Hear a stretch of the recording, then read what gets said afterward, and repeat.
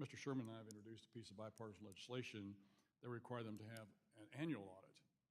These are very, as we saw in 2020, there were 1,000 companies on the exchange. Now it's down between 250 and 300. A lot of them are shell companies, and when we're threatened an audit, suddenly they disappeared. The funneling of our capital to Chinese companies and / the Chinese government and Communist Party has got to stop. And so we would appreciate your support for something like that. And just a quick comment, yes or no? Look, I think it's really important. If somebody wants to issue stock in the U.S., they need to comply with their laws. Gentleman's time's Particularly expired. China, that's very important. Thank you very much. I yield back. Gentleman yields back. The chair now recognizes the gentleman from Connecticut, Mr. Himes, for 5 minutes. Thank you, Madam Chair, and thanks for joining us today, Mr. Chairman. I want to talk with you for 3 minutes or so about my ongoing efforts to codify insider trading into law, but I do want to take a minute here, since we're on the verge of a government shutdown, to just see how that affects you and your organization. It's sort of taken for granted around here that a shutdown is going to occur because my friends on the other side of the aisle can't find the coherence to pass a rule on the floor, much less do what we know needs to be done to avoid a shutdown, which is to pass a bipartisan continuing resolution. The Senate has figured that out. They're working on that. We'll figure that out eventually. In the meantime, to demonstrate the importance of doing that, we are going to shut down the government because of some MAGA extremists. Now, we get asked all the time about the very visible stuff. We'll be treated in the next couple of weeks to the sight of 19-year-old Marines and sailors lining up at food banks because they don't know that they're getting paid. SBA will be shut down. They will not be able to lend to small businesses, and those small businesses may go under. As we could go on with all the public stuff, but you lead an organization that has an awful lot of people who could be making a lot more money at a bank or at a law firm who are going to be told that they're inessential, who may be furloughed. So let me just give you a minute or so here. I'm curious, even though it's not going to make headlines, what would a shutdown do to morale and capability inside the Securities Exchange Commission? It's a remarkable dedicated staff, but we're looking at probably 90 to 93% of our staff will be furloughed. So we'll be down to skeletal 7-8% of our staff. In terms of what it would do for morale, I think that history shows, because we had one of these in 18 and 35 days at that point in time, that it's hard on people. It's hard because they're not getting a paycheck. It's hard because, as you rightly say, they can get jobs at law firms and elsewhere and go, and they're just really dedicated public servants. In terms of the markets, I would say if a company were deciding to go public or raise offerings, they'd want to go effective before Friday if they're ready to. If not, they might be in a sort of subliminal state where they can't access the markets because we can't effectively review those. Let me redirect you for a second to, okay, companies raising capital, but your SEC is a whipping boy, you know that. But the truth is, the organization is full of people who are out there prosecuting fraud, who are stopping insider trading. Are we going to see, if there is a meaningful shutdown, fraud go unprosecuted, insider trading? You won't have the capacity to address these things, which hurt the American public, correct? Yeah. While somebody can still file a tip, complaint, and referral, somebody can file a whistleblower, there won't be the people on the other side to really review it and investigate it. Thank you. Okay, speaking of insider trading, Mr. Chairman, I want to just briefly discuss with you something I've worked on for 7 years right now, which, as you know, is trying to define insider trading in law. It's not defined in law today, as you know, and as a result, we have court-made law, Newman, Salmon, Martoma, overturning each other, creating a great deal of uncertainty, prosecutions being overturned, convictions being overturned, a great deal of uncertainty. I'm a believer in this idea that if we're going to send somebody for jail, we should be very clear about why we are doing that. So I'd love to get a minute or so from you, Mr. Chairman. Where are we? Would we benefit from a codified statute on insider trading law? Would that remove some of the uncertainty and remove some of the chance that the courts will overturn your traditional activities? I think that we've had the benefit at the agency of robust, as you said, largely court-made law from the 1980s on, and you referenced some cases even in the last 6, 7 years. But I think we've provided you and other members, if I remember, technical assistance on a legislative package that you had last year, if I recall, that almost made it into the NDAA, if I recall. But again, I think that we have good, robust authorities, but the technical assistants, I recall, supported that bill. It supported what you were trying to achieve. But ideally, and I think you gave us this technical assistance, if we could preserve those authorities that are legacy authorities, if you will, but if we could. That was the key, that we didn't want to in any way lose the authorities that all the way up to the Supreme Court that we had had. Right, right. But I see you nodding. If we could codify a definition of insider trading and reduce some of the risk of overturning of case-made law, that might, in the long run, simplify your task and create confidence in the markets. Great. Yeah, I think and again, we should follow up with staff, but our major concern was that we not somehow undo some of the really good law that's in place. Gentleman's Thank you, time's Mr. Chairman. expired.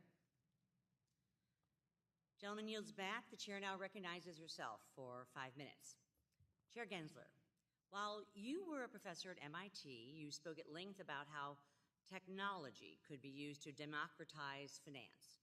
In fact, in a lecture quoted in a podcast entitled Paying It Forward with FinTech with Professor Gary Gensler, you stated, and I quote, "What I was drawn to at MIT was this sense that maybe we can democratize capitalism a bit more, that we can use technology to make finance more inclusive and more accessible to many more millions of people in our country and many more hundreds of millions of people around the globe. Now, sir, as chair of the SEC, you've put forward a predictive data analytics proposal that jeopardizes the innovation and technology that's made investing available to millions more Americans than ever before. I'm confused. At which Gary Gensler, the American public, should believe? The academic version, who spoke glowingly about the power of technology to help more investors participate in U.S. and global capital markets? Or the SEC version, who apparently thinks all use of any technology by broker-dealers and investment advisors is inherently conflicted and firms should just stop using technology altogether? Chair Gensler, could you please briefly explain this change in your views? I thank you for the question, a clever question. It's the same Gary Gensler. It's not my identical twin brother, Rob, or anything. It's me. And I believe technology is so transformative. I think artificial intelligence, machine learning is so transforming this decade and so forth. I think robo-advisors and brokerage apps, whether they're using these new technologies or some of the older predictive data analytics, just stand by that basic concept that the investor is first, not the investment advisor is first. That's all. We agree there, and this proposal fails to acknowledge the already existing and well-functioning SEC regulations, such as Regulation Best Interest, Reg BI, and the fiduciary standard that protects investors. I would really urge you to withdraw this regulation, as we already have this in place. And during your last appearance in front of this committee, I asked you, sir, if you were planning to rewrite Regulation Best Interest, Reg BI, and you said that it was not currently on your agenda. However, the Commission's proposal on conflicts of interest associated with the use of predictive data analytics effectively rewrites Reg BI by holding broker-dealers and investment advisors to a higher standard of conduct and conflict neutralization than Reg BI. Were you intentionally withholding your plans to supersede Reg BI, sir, with a new proposal when you testified in April? I feel the same as I did in April. I think this doesn't change Regulation Best Interest or the fiduciary interpretation. This does build on them in an important area around using predictive data analytics. If a function, an optimization function, it's a little bit of a math thing, but if the math is basically putting the investment advisor's interest ahead of the investors, if it's making a recommendation or it's giving a nudge, a behavioral nudge to steer somebody somewhere, therein lies a conflict. That's what we're trying to It's too broad. I mean, we don't even know what what technology would be applied here. And at the core, Reg BI has a fiduciary standard, the best interest, that is already there. You are now superseding that, and it's not just duplicative, it throws out potentially the fiduciary rule in Reg BI. So I again would encourage you, and I think we have bipartisan support to withdraw this rule just as soon as possible. And let me just ask you this question, since I have a limited time. How many staff, because this was a question I sent you that we haven't received response, how many staff with the Division of Trading and Markets and Division Investment Management and the Division of Economic and Risk Analysis were actively involved in drafting the predictive data analytics proposal? I don't have a number, but I would say that generally speaking, Do they have advanced degrees in computer science, data science, or engineering, sir? a number of them have advanced degrees in economics and computer science, but I don't know how many of them do. Well, I've sent you a list of questions. I'd love to have those answers. My time's expired. The chair now recognizes the gentleman from Illinois, Mr. Foster, for 5 minutes. Thank you, Madam Chair. And I want to thank our witness for staying up until 9:30 p.m. to accept and analyze the just-in-time delivery of our bipartisan letter with 16 Republicans and 16 Dems on it that French Illinois prepared. I want to make sure that you understand what the meaning of that letter is. It is not that you should stop working on the market reforms in parallel with 605 upgrades. Our intention is that you actually get the 605 done so that you have upgraded reporting of quality of order execution and so on, and have that in place so you can have a look at the data, then finalize the market reforms and watch, hopefully, the quality of order execution improve. And so just the meaning of the letter is to sequence those in that way, but not to cease all work on planning and so on of the market structure reforms. So just please read that, the end of the first paragraph carefully. One of the reasons it was late is we did a certain amount of wordsmithing to get that right. So, and I also want to comment a little bit on, you were on, it was on your shift when we had the flash crash, right? You were running the CFTC during the flash crash. And I remember when we had a hearing maybe 4 days afterward, the CFTC had, the night of the flash crash, 30 people with the entire trading history with that on their laptops figuring out what the heck happened. And 4 days later, the SEC, which did not have a consolidated audit trail-like structure in place, was still collecting the data to figure out what the heck happened. And so I think that is why we should not lose sight of making the consolidated audit trail, a success and really do it. And I think that's a separable discussion from the beneficial owner and cybersecurity issues there. And in particular, last time, one of the ways that I raised with you last time we were in front of our committee here, I asked you about the possibility of actually using the consolidated audit trail to simplify much of the reporting requirements under Rule 605, so that instead of making it a requirement of every one of the bazillions of companies that would have to do it, that you'd simply use the fact that the consolidated audit trail has the information necessary to make a public report of quality of order execution for the different brokerages. That you could simply have either FINRA or some competent private subcontractor like S3 or similar, just have them write a piece of software that is run that provides this report based on the consolidated audit trail. This would actually relieve the regulatory burden on a lot of the market participants and get something that was guaranteed to be, an apples-to-apples, well-defined comparison of the quality of order execution. Have you had time since we spoke on this to have put thought into that idea and see if that's a useful way to simplify and speed up the 605 reporting? One, I want to compliment you on your excellent memory of 13 years ago, and that when I was. It was seared in pain. What's that? It was seared in pain. Seared in pain. Like it was the very next morning that the CFTC had all that information, and the SEC did not. In terms of, you're raising an idea as to whether the consolidated audit trail could be used for data about the quality of order execution.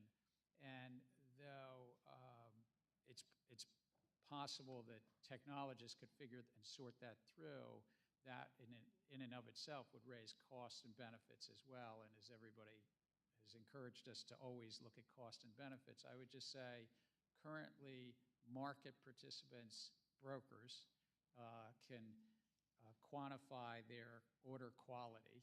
That's what this Rule 605 That's right, but then you have to measures. make sure it's an apples-to-apples comparison. They will have an incentive to not quite, if there's an ambiguity, they will resolve it in favor of making their numbers look good. You're going to have some of your employees looking over that, whereas if you just say, okay, find a competent entity, like S3 seems to have a pretty good market share of doing that already, or FINRA, to just write one piece of software, make it public, run that piece of software on the consolidated audit trail so that everyone will understand exactly what numbers are being reported. The one thing is the consolidated audit trail does not capture and compare, the orders, like you bought something on a Tuesday, or you put an order in and here's the actual quality. So it would be bolting more requirements, I think, onto the consolidated audit trail, but we can follow up and just talk further. I think it actually could. The gentleman's time's expired. The chair now recognizes the gentleman from Kentucky, Mr. Barr, for 5 minutes. Chairman Gensler, have you ever spoken to Senator Menendez about the Security and Exchange Commission's Director of Enforcement, Gurbir Grewal? No. On May 20th, 2021, your public calendar notes a call with Senator Menendez. What was discussed during that call, if you can remember?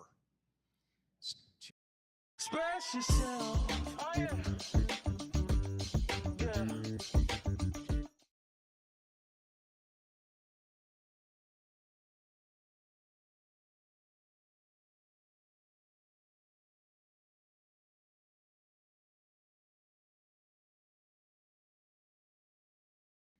2 years ago, sir, but if I recall, there was some discussion about possible disclosure by public companies of political contributions. Well, you hired Mr. Grewal as the SEC's Director of Enforcement shortly after that May 20th call. Are you aware of the glowing statement in support that was put out by Senator Menendez praising your hire? I thank you for letting me know that, but until you told me, or until today. Well, I'm deeply concerned about this, and I'll be following up with your office with additional questions and expect a written response. Mr. Chairman, I really liked your colorful testimony, and you're right. We are blessed with the largest, most sophisticated, most innovative capital markets in the world, but we cannot take this for granted. Even a gold medalist must keep training. With all due respect, Mr. Chairman, if the U.S. capital markets are a gold medalist, you are the Tanya Harding of securities regulation, because you are kneecapping the U.S. capital markets with the avalanche of red tape coming out of your commission. On your climate disclosure rule proposal, you say that the SEC is merit neutral, that your focus on consistency and comparability of disclosure is not the merit of the investment.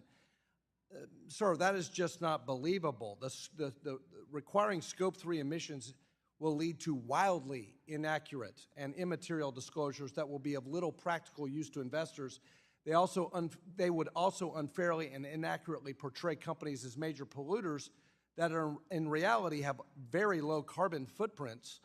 Let's be honest, the agenda here is not to provide investors with relevant information, but instead to redirect capital away from fossil energy. Your proposal would discriminate against fossil energy, and you've repeatedly claimed that these disclosures are rooted in investor protection, but the largest U.S. energy exchange-traded fund is up 15% over the last 3 months. It's near its highest level in 9 years. How is it protecting investors to deter investment in profitable companies? This is not doing that, with all respect. All it is about trying to bring some comparability to disclosures being made. We're not a climate agency. I know. I've heard you say this. We're really not. But let's be honest. We know what's going on. We know what's going on. You're trying to scarlet letter fossil energy. We're not. I know not, you sir. say you're not, but we got the joke. Everybody knows what you're doing. You're trying to redirect capital away. You're trying to discriminate against fossil energy, notwithstanding your protests. Most American investors find all of this Scope 3 emissions nonsense and immaterial. It's immaterial. I know institutional investors talk about this, but this is about an agenda to discriminate against fossil energy, which is profitable. That's not protecting investors. That's hurting investors. It's steering them into less diversified, lower performing funds.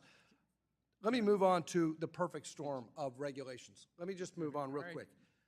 Have you consulted with Vice Chair Barr about the Basel III endgame and the interplay between what you're doing on capital markets regulation and what's happening in commercial real estate? I'm very concerned about this because Basel III will increase the cost of credit, diminish lending capacity, and undermine the role that banks play in lending and financial intermediation in commercial real estate.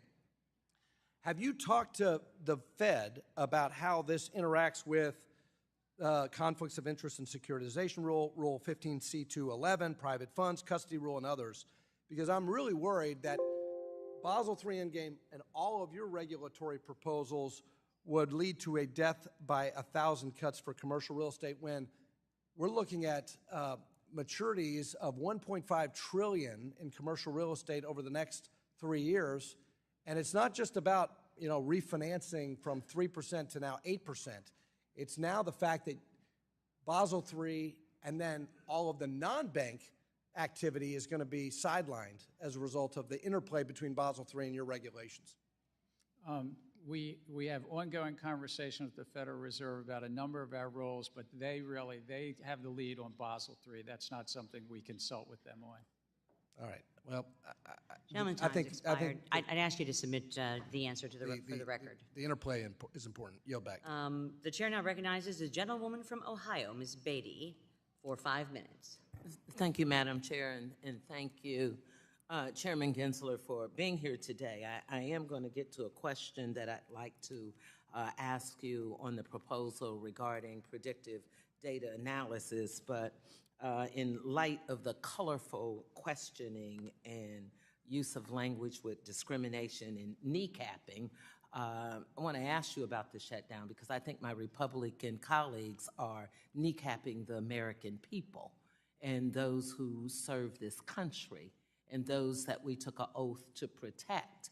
And certainly, at least the last 5 government shutdowns have happened under Republican governorship. So you represent this large organization, and if there was a government shutdown, would that grind the SEC to a halt, yes or no, in your opinion? We'd be skeletal staff. And does that mean if there was a shutdown with your approximately 4,600 employees, you would be left with maybe only 400 employees who were not furloughed? That's correct. And those remainder would be furloughed without pay? Yes, that's correct. Even those that are working would be without pay. Right. And these are hardworking American people with families and children that would considerably, in my word, be kneecapped by my Republican colleagues who have so much concern about what we're doing. And so would that have some effect on the registration statements for new users and offers of securities and surveilling the functions and operations of capital market? I think you could say largely the initial public offering market would be shut down with the government. And would you say investors would be vulnerable to fraud and businesses will be deprived of their opportunity to access capital markets? I would say that while we'll have a skeletal staff, it will be hard for us to oversee the markets. And that's what you're charged with doing. Like we're responsible for keeping the government open and protecting the American people. You probably would agree with that. I'm not going to ask you to answer that. So now let me get on to my question after I feel a little renewed to letting the American people know that while we're here, we can ask all kinds of questions, but if we want to talk about economic analysis, if we want to talk about threats of subpoenas for not being direct, let's talk about what's happening to the American people in real time. But with that said, I'm going to give you opportunity to talk about this proposal that we've heard a lot about. I understand that the proposal is currently very broad in scope, covering the range of investor interactions, including communications through covered firms' public websites. There is concern that it could even encompass financial education tools for investors, and it could cover things such as an application that analyzes an investor's future retirement assets by changing the inputs for different mixes of assets. Can you address the concerns or take the rest of my time to talk about this proposal so we can understand it better? Well, this is one thing I'd say. This hearing comes at a timely moment because the comment period is open till October 10th on this particular rule. But this rule really is just has a basic concept that if you're engaging with investors, that those investors' interests come before that of the investment advisor or broker-dealer. And if you're using predictive data analytics to determine how to nudge them or guide them, you should be not putting your interest. Look, in my downtime, I like to watch romantic comedies and watch on streaming apps. If the streaming app figures out that I'm like a rom-com guy, which I am, and they're doing it because they make more money because I watch the streaming app more. There you go. All right. But in finance, if you're doing it and you're nudging somebody to trade more and churn up their hard-earned assets, or to nudging them to margin or options trading or higher fees on a robo-advisor, and it's not in their interest, but it's in the investment advisor's interest, therein lies a conflict. That's what we're trying to address. Thank you. Gentlelady's time is up.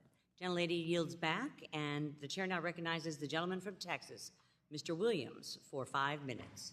Thank you, Chair. The SEC's recent climate rule proposal was 500 pages of mandatory disclosures that will now require companies to report on emissions data and climate risk management strategies. This proposal is a major concern for business owners back in my district who are worried. I'm a small business owner also, about the SEC's recent push to implement costly environmental, social, and political regulatory requirements. They're not even relevant to the company. So the SEC's proposed climate requirements will cost companies millions of dollars to ensure they are properly compliant with these burdensome rules. This will force business owners to hire more lawyers and compliance officers rather than investing back in their employees and operations, which would help their businesses grow and bring more in revenue, and I've seen that happen in my business. So businesses are already struggling to operate within tight margins, and an increase in compliance costs could be their tipping point. And on top of that, the Scope 3 emissions disclosure will direct companies to speculate on the emissions output for their suppliers and products, which require substantial information to order to get a proper estimate. So this could lead to smaller businesses being left out due to how difficult it is for them to obtain this complex information.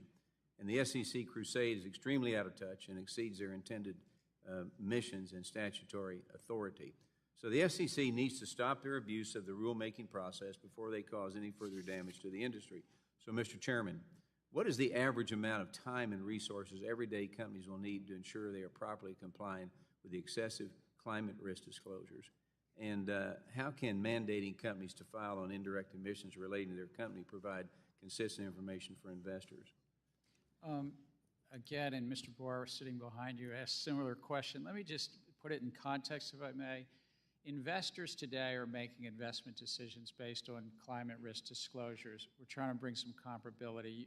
Both you and other members have raised this question about greenhouse gas emissions, so-called Scope 3. And for the listening public, this is of the value chain. It's not about the company itself. It's about their suppliers or their customers. And we got a lot of comment in the public file about this, not just from members of Congress, but from small and medium-sized enterprises in your district and other districts, from farmers and ranchers and the like. We're taking a very close look at this. Our remit, our legal authority is about public companies. It's about the public companies. And over half of the top 1,000 already making disclosures around their emissions.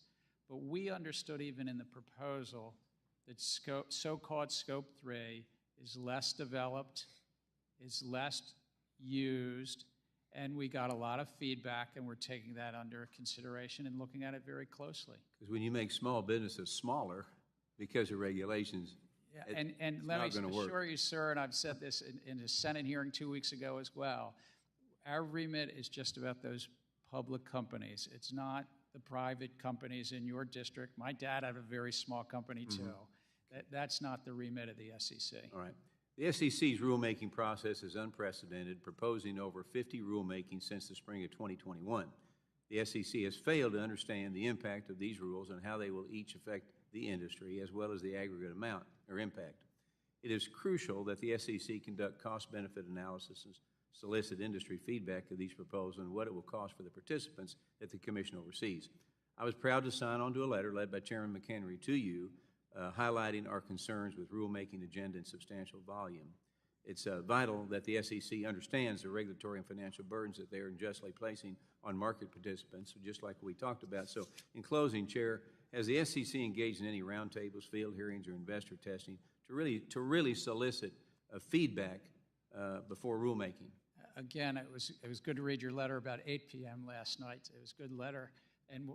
But in terms of your question, we solicit feedback in the formal way through the comment period. We solicit feedback and have hundreds of meetings, sometimes on any one rule with market participants, and then we detail them in the files, and we benefit from that feedback.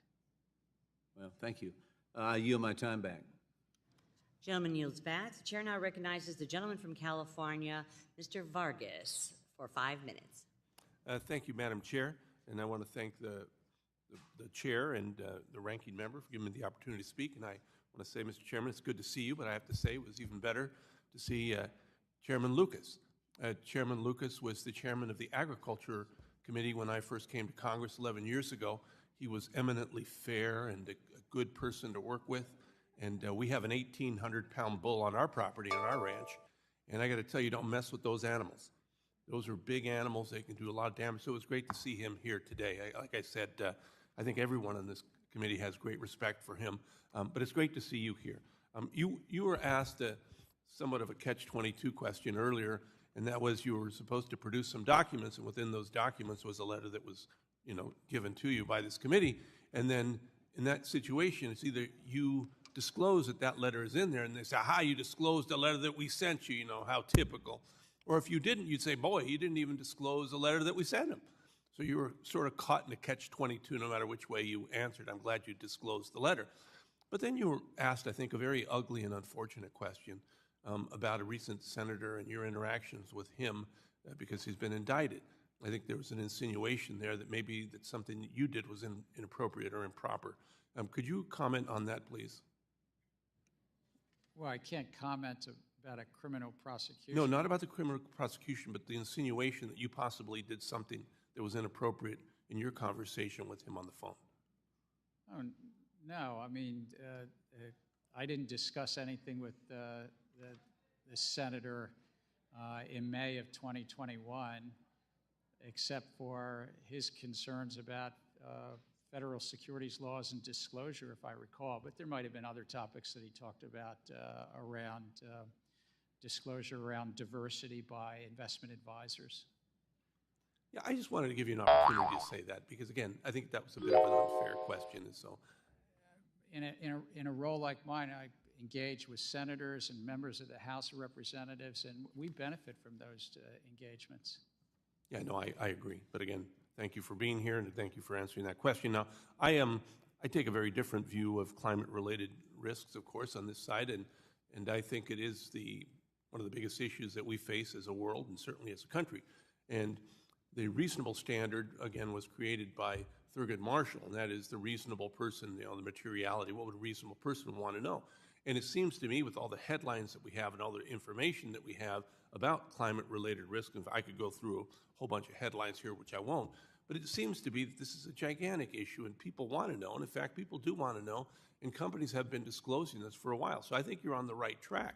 But you're not a climate change organization, are you? You're not the cop on the beat for that. No, we're a securities regulator and disclosure-based regulator, and that's what we're trying to do here is just, as I've often said, investors are making decisions today about public companies based on their climate risk disclosures, and it's trying to ensure that it's truthful, it's accurate, it's decision useful. Yeah, and in fact, this is what people want to know today, isn't it? I mean, any investor today that reads the newspaper, especially if they're invested in insurance or a company like that, they say, well, why isn't my company, insuring in California or along the, the areas in Florida that get swamped all the time with these huge hurricanes? Well, it's because of climate change. And now, interestingly, we used to have climate deniers say that, no, we have the scientist that says that climate change isn't real. Now, basically, all the climate scientists, all the scientists agree. Now you got some knuckleheads that are column writers that say, this isn't true, but it's not a scientist. Serious scientists don't dispute it anymore. And it's real, and it's a big deal, and I'm glad you guys are looking into it because investors want to know about this, especially long-term investors. I would say from the SEC's perspective, it's about whether investors are making investment decisions and find it material, as you mentioned, the Supreme Court law of the land, that a substantial likelihood that a reasonable investor finds it significant in the total mix of information. And that's what we know to be the case today. If 80+% of the top 1,000 companies are making some climate risk disclosures, they're not all making scope 3. We had lively discussions about that. But in terms of climate risk, a lot of companies are making disclosures already. Well, thank you again for being here. My time is up, so my last 7 seconds, I thank the chair again. Thank you, Mr. Chair. Gentleman yields back. Gentleman from Minnesota, the whip, Mr. Emmer, is now recognized for 5 minutes. Thank you, Mr. Chair. Chair Gensler, I have a series of questions that require a yes or no answer, and in the interest of my limited time, I'd appreciate it if you would comply with that. Mr. Gensler, is it fair to say generally that large institutions in any given industry benefit more from regulatory uncertainty than everyday market participants or smaller institutions who don't have the scale or the capital to fund expensive compliance teams? Large institutions could benefit from uncertainty. Reclaiming my time. The answer is yes, sir. Mr. Gensler, you had an 18-year career at Goldman Sachs where you were partner and co-head of finance, correct? Yes, sir. Thank you. And is it correct to say that you made most of your personal wealth directly through your employment at this bank, Goldman Sachs? I've done well since then, too, sir. I'll take that as a yes as well. You described the SEC under your leadership as the cop on the beat watching out for our constituents, correct? I think that's a mandate that Congress Yeah, and I has think given you've us. said that, reclaiming my time. The answer is yes, sir. If you could just comply with what I've asked, I'd appreciate it. But given your 18-year career at one of the biggest banks in the world and the personal financial fortune you amassed there, do you think it's possible for you to serve as an impartial regulator and not favor large financial intermediaries? Absolutely, sir. Well, Mr. Gensler, do you believe the vast majority of digital assets meet the investment contract test and are therefore securities operating illegally outside of the U.S. regulatory umbrella? As I've said, many of these assets are basically the public is anticipating Sir, is profits that a yes? based on the efforts of others. Is the answer then yes? Again, without prejudging anyone, I do think that the significant Reclaiming my majority time. are I'll take it as a investment yes. contracts. And to be clear, sir, this perspective has nothing to do with a concern you noted in a speech last year where you said, quote, "Over the past year, several bank executives have shared their concerns with me about the sheer number of depositors who have moved money from their bank accounts into crypto-related exchanges and wallets," end quote. Right? The concern that those bank executives raised was that there's Again, I'm reclaiming my time, customers were sir. getting No, hurt. I've asked you to answer the questions as short as I can so I can use the time I have, and it's clear that you would like to avoid answering the questions, in my opinion. An Obama-appointed judge in the Southern District of New York, a bank-friendly jurisdiction where you bring most of your cases, recently found that decentralized financial technology, quote, not only removes the so-called middlemen from these transactions, but it also allows users to interact through a variety of methods in an easy and efficient manner, end quote. The court also said underwriters, like the ones at banks where you work, sir, are, quote, precisely the types of individual roles that decentralized exchanges were designed to eliminate, end quote. Mr. Gensler, can you assure this committee that your style of regulation by harassment towards digital asset innovation is to the benefit of every American and not driven by your desires to protect industry incumbents? This is a field that's rife with fraud and manipulation, and I'm looking out for the American investors who've been hurt by the crypto. Yeah. I'll reclaim fraudsters my and time. Mr. scammers. Gensler, despite your years of rhetoric, like today, I'm convinced you are not an impartial regulator. Instead, it's clear that you are working to consolidate your own power, even though it means crushing opportunities for everyday Americans and, frankly, the financial future of this country. Even the federal courts are highlighting the damage you, sir, are doing to our constituents, and they're telling you that you don't have the legal authority to accomplish your goal of squashing competition in the financial markets. Congress has been telling you that too. Now, Mr. Gensler, I believe our great financial system is the definition of freedom in this country, and congressional policies must provide room for the traditional financial system to evolve alongside the disruptive digital asset ecosystem. That said, it cannot be understated that a common theme throughout your career, sir, is your relentless loyalty to the largest financial institutions at the clear expense of innovation, competition, and everyday Americans. I yield back. I suspect some large financial institutions would not agree with that. There's no question, sir. I've yielded back my time. Gentleman yields back. Gentleman from New Jersey, Mr. Gottheimer, is recognized for 5 minutes. Thank you, Mr. Chairman. Chairman Gensler, Shana Tova. It's good to see you. Shana Tova, may this year bring you health and happiness. You too, sir. If I can begin, in your testimony, you said that it generally takes 12 to 24 months for the SEC to proceed from issuing a new rule proposal to adopting it as a final rule. That may seem like a long time, but I assure you, as it's not a very long time for some of the smaller stakeholders that I speak to about who are spending so much of their time and resources and running their business and trying to compete. And of course, you know, I'm getting concerned, and I wanted to get your thoughts on this as well. Are you worried at all that all these rules are putting smaller and medium-sized businesses at a disadvantage and inadvertently benefiting the larger ones that can better handle the deluge of all the proposals? So is there an unintended consequence of actually limiting the flow of capital to smaller and medium-sized businesses and favoring the larger ones? Look, and we've talked about this in your office as well. I think that we benefit hearing from those small businesses.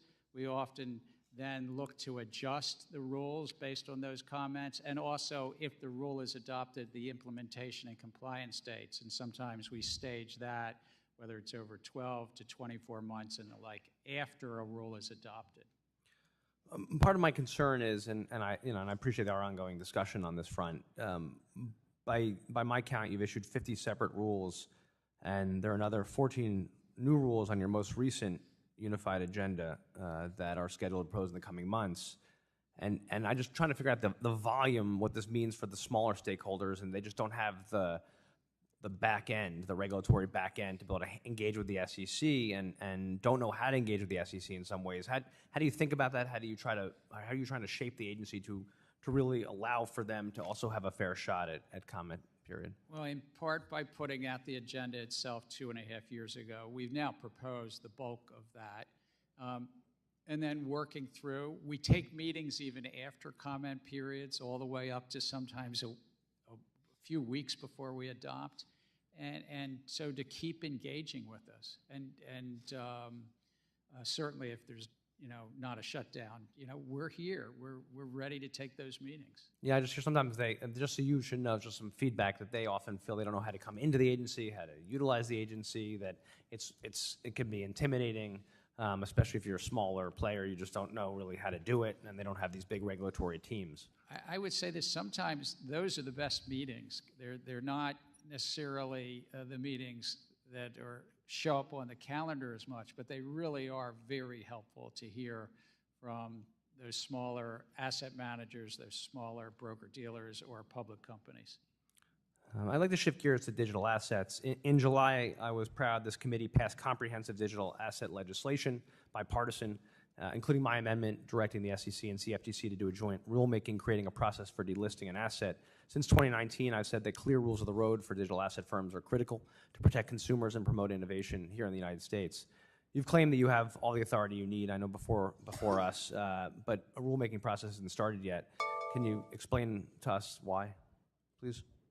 Well, because there's already laws and rules in the books. There's rules and laws in the book that apply to crypto security tokens like they apply to others. And there's nothing incompatible because you're storing something of value on a blockchain ledger. We talked earlier about being technology neutral. Whether you're storing that at DTCC, the public clearinghouse, or you're storing it on an accounting ledger called blockchain, it's still a transfer of value, and the public is maybe, depending on the token, anticipating a profit based on the efforts of others. As it relates to the so-called crypto exchanges, they're doing what we wouldn't even allow anywhere else. They're commingling, co-bundling, trading against the public, and sometimes front-running the public on their platforms. So memorandums of understanding have long been used and adopted in a number of contexts. In June 2022, you told the Financial Times you were working on an MOU with the CFTC to avoid regulatory gaps for crypto. Can you give us an update on the status of the MOU, please? I was hopeful that we would do something there, but what we do is on a case-by-case basis and issue-by-issue basis work with the Commodity Futures Trading Commission with regard to this crypto field. They have important authorities. They execute against those authorities. We do against our authorities, really both with the same goal of protecting the public. Thank you, and have a sweet new year. Thank you. Gentleman's time has expired. Gentleman from Michigan, Mr. Huizinga, is recognized for 5 minutes. Thank you, Mr. Chairman, and good to be back. I was out of order here because I was in a bipartisan meeting with the Speaker talking about a debt commission, and I hope that that is going to be part of the path forward that we are dealing with government funding and our long-term debt. But I want to move quickly, but I want to follow up on some of Chairman McHenry's line of questions and remarks. And I'm not going to belabor the whole situation where we've had public documents that you've given us on our request that's been out there for over 7 months. No real information except for that which was FOIA'd by the public. Our request simply seeks to obtain information to better understand the black box of the SEC's activities on climate-related measures and its rulemaking authority. And you had said in your own remarks, quote, based on authorities granted by Congress. Well, I dispute the assertion that you've been granted that authority in this particular case, and we are a co-equal branch of government, and this is routine congressional oversight. So let's talk a little bit about the commission vote for the climate request. When Chair McHenry asked, have you scheduled a vote for the commission? I did not hear an answer on that. Or when will a vote be scheduled? I did not hear an answer on that. There's 13,000 emails and documents we've been told that are ready to be produced, but are being held up by a provision within the Exchange Commission, 24C, Exchange Act, sorry, I should say. It requires a vote of the SEC commissioners, is your assertion, or the commission's assertion. Lawyers differ on that, and it's my understanding that you claim that you don't have the votes necessary on the commission. But Mr. Gensler, I want to ask you this. Are you personally ready to vote yes to produce these documents to this committee? We continue to work with your staff and continue to work. We have voted as a commission on I think they're called transcribed interviews of... This transcribed interviews are very different than the documents that we have requested. I'm asking you, not about the commission. Are you voting yes, and will you vote yes on giving that information to our committee as requested? Again, as I've said, I truly believe in the oversight of this committee. Yes. Working with the committee to yes or no? Working with my fellow commissioners, and we're... I want to know what you are going to do, not speaking for anybody else. You. Again... Yes or no? Sir, again, we're working through this at the commission level. Come on. And with... All right, with your this is staff. ridiculous. Okay, so let's assume your answer now is no. So what have you done to try to produce a vote of any sort? Are you talking to your fellow commissioners? Are you whipping them? Are you asking them to vote for that? We have ongoing discussions. We, of course, have to have it one-on-one Okay. because of the Government and Sunshine Act. All right.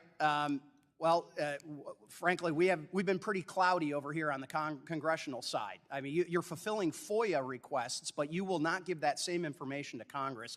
That's a problem. So under 24C, the delegated authority by the commission allows you to do those FOIA requests without a vote of the commission. Seems to me maybe we need to help you out. Does that seem reasonable?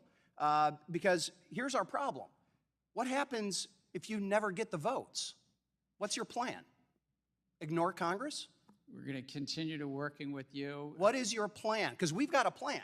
The chairman outlined the plan.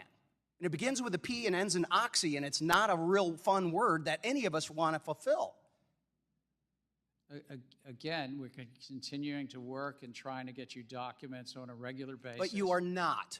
You are giving us publicly available documents. That is not the role of oversight.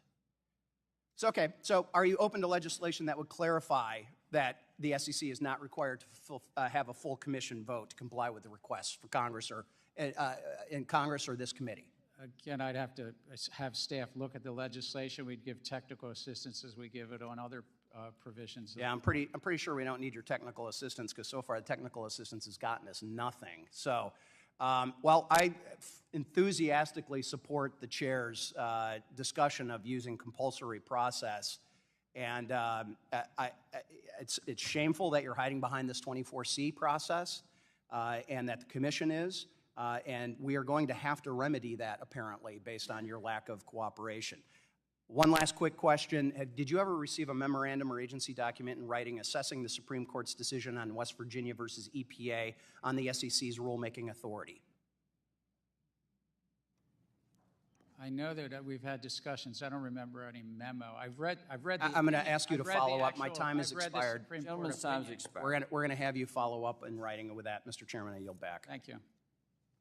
Gentleman from Illinois, Mr. Caston, is recognized for 5 minutes. Thank you, Mr. Chairman. Nice to see you again, Secretary. I want to talk about your climate disclosure rule. I know that surprises you that I want to talk about that. And I realize that with it coming out soon, I'm not going to be able to get into specifics, but I do just want to expand a little bit. You had mentioned to Mr. Cleaver that investors were asking for more clarity because of all the voluntary disclosures that are out there. And I think, but I don't want to be presumptuous, that there's some history there that I'm hoping you can share, because I think in 2010, SEC drafted sort of interpretive guidance regarding more voluntary disclosures. Can you clarify what happened between 2010 and then 12 years later in March of 22 when the SEC decided that it was necessary to provide some more disclosure, and specifically if you can comment, like, what was industry asking you for? So a lot changed in the 12 years. Particularly, investors got more and more interested making investment decisions. And here in the U.S., companies responded.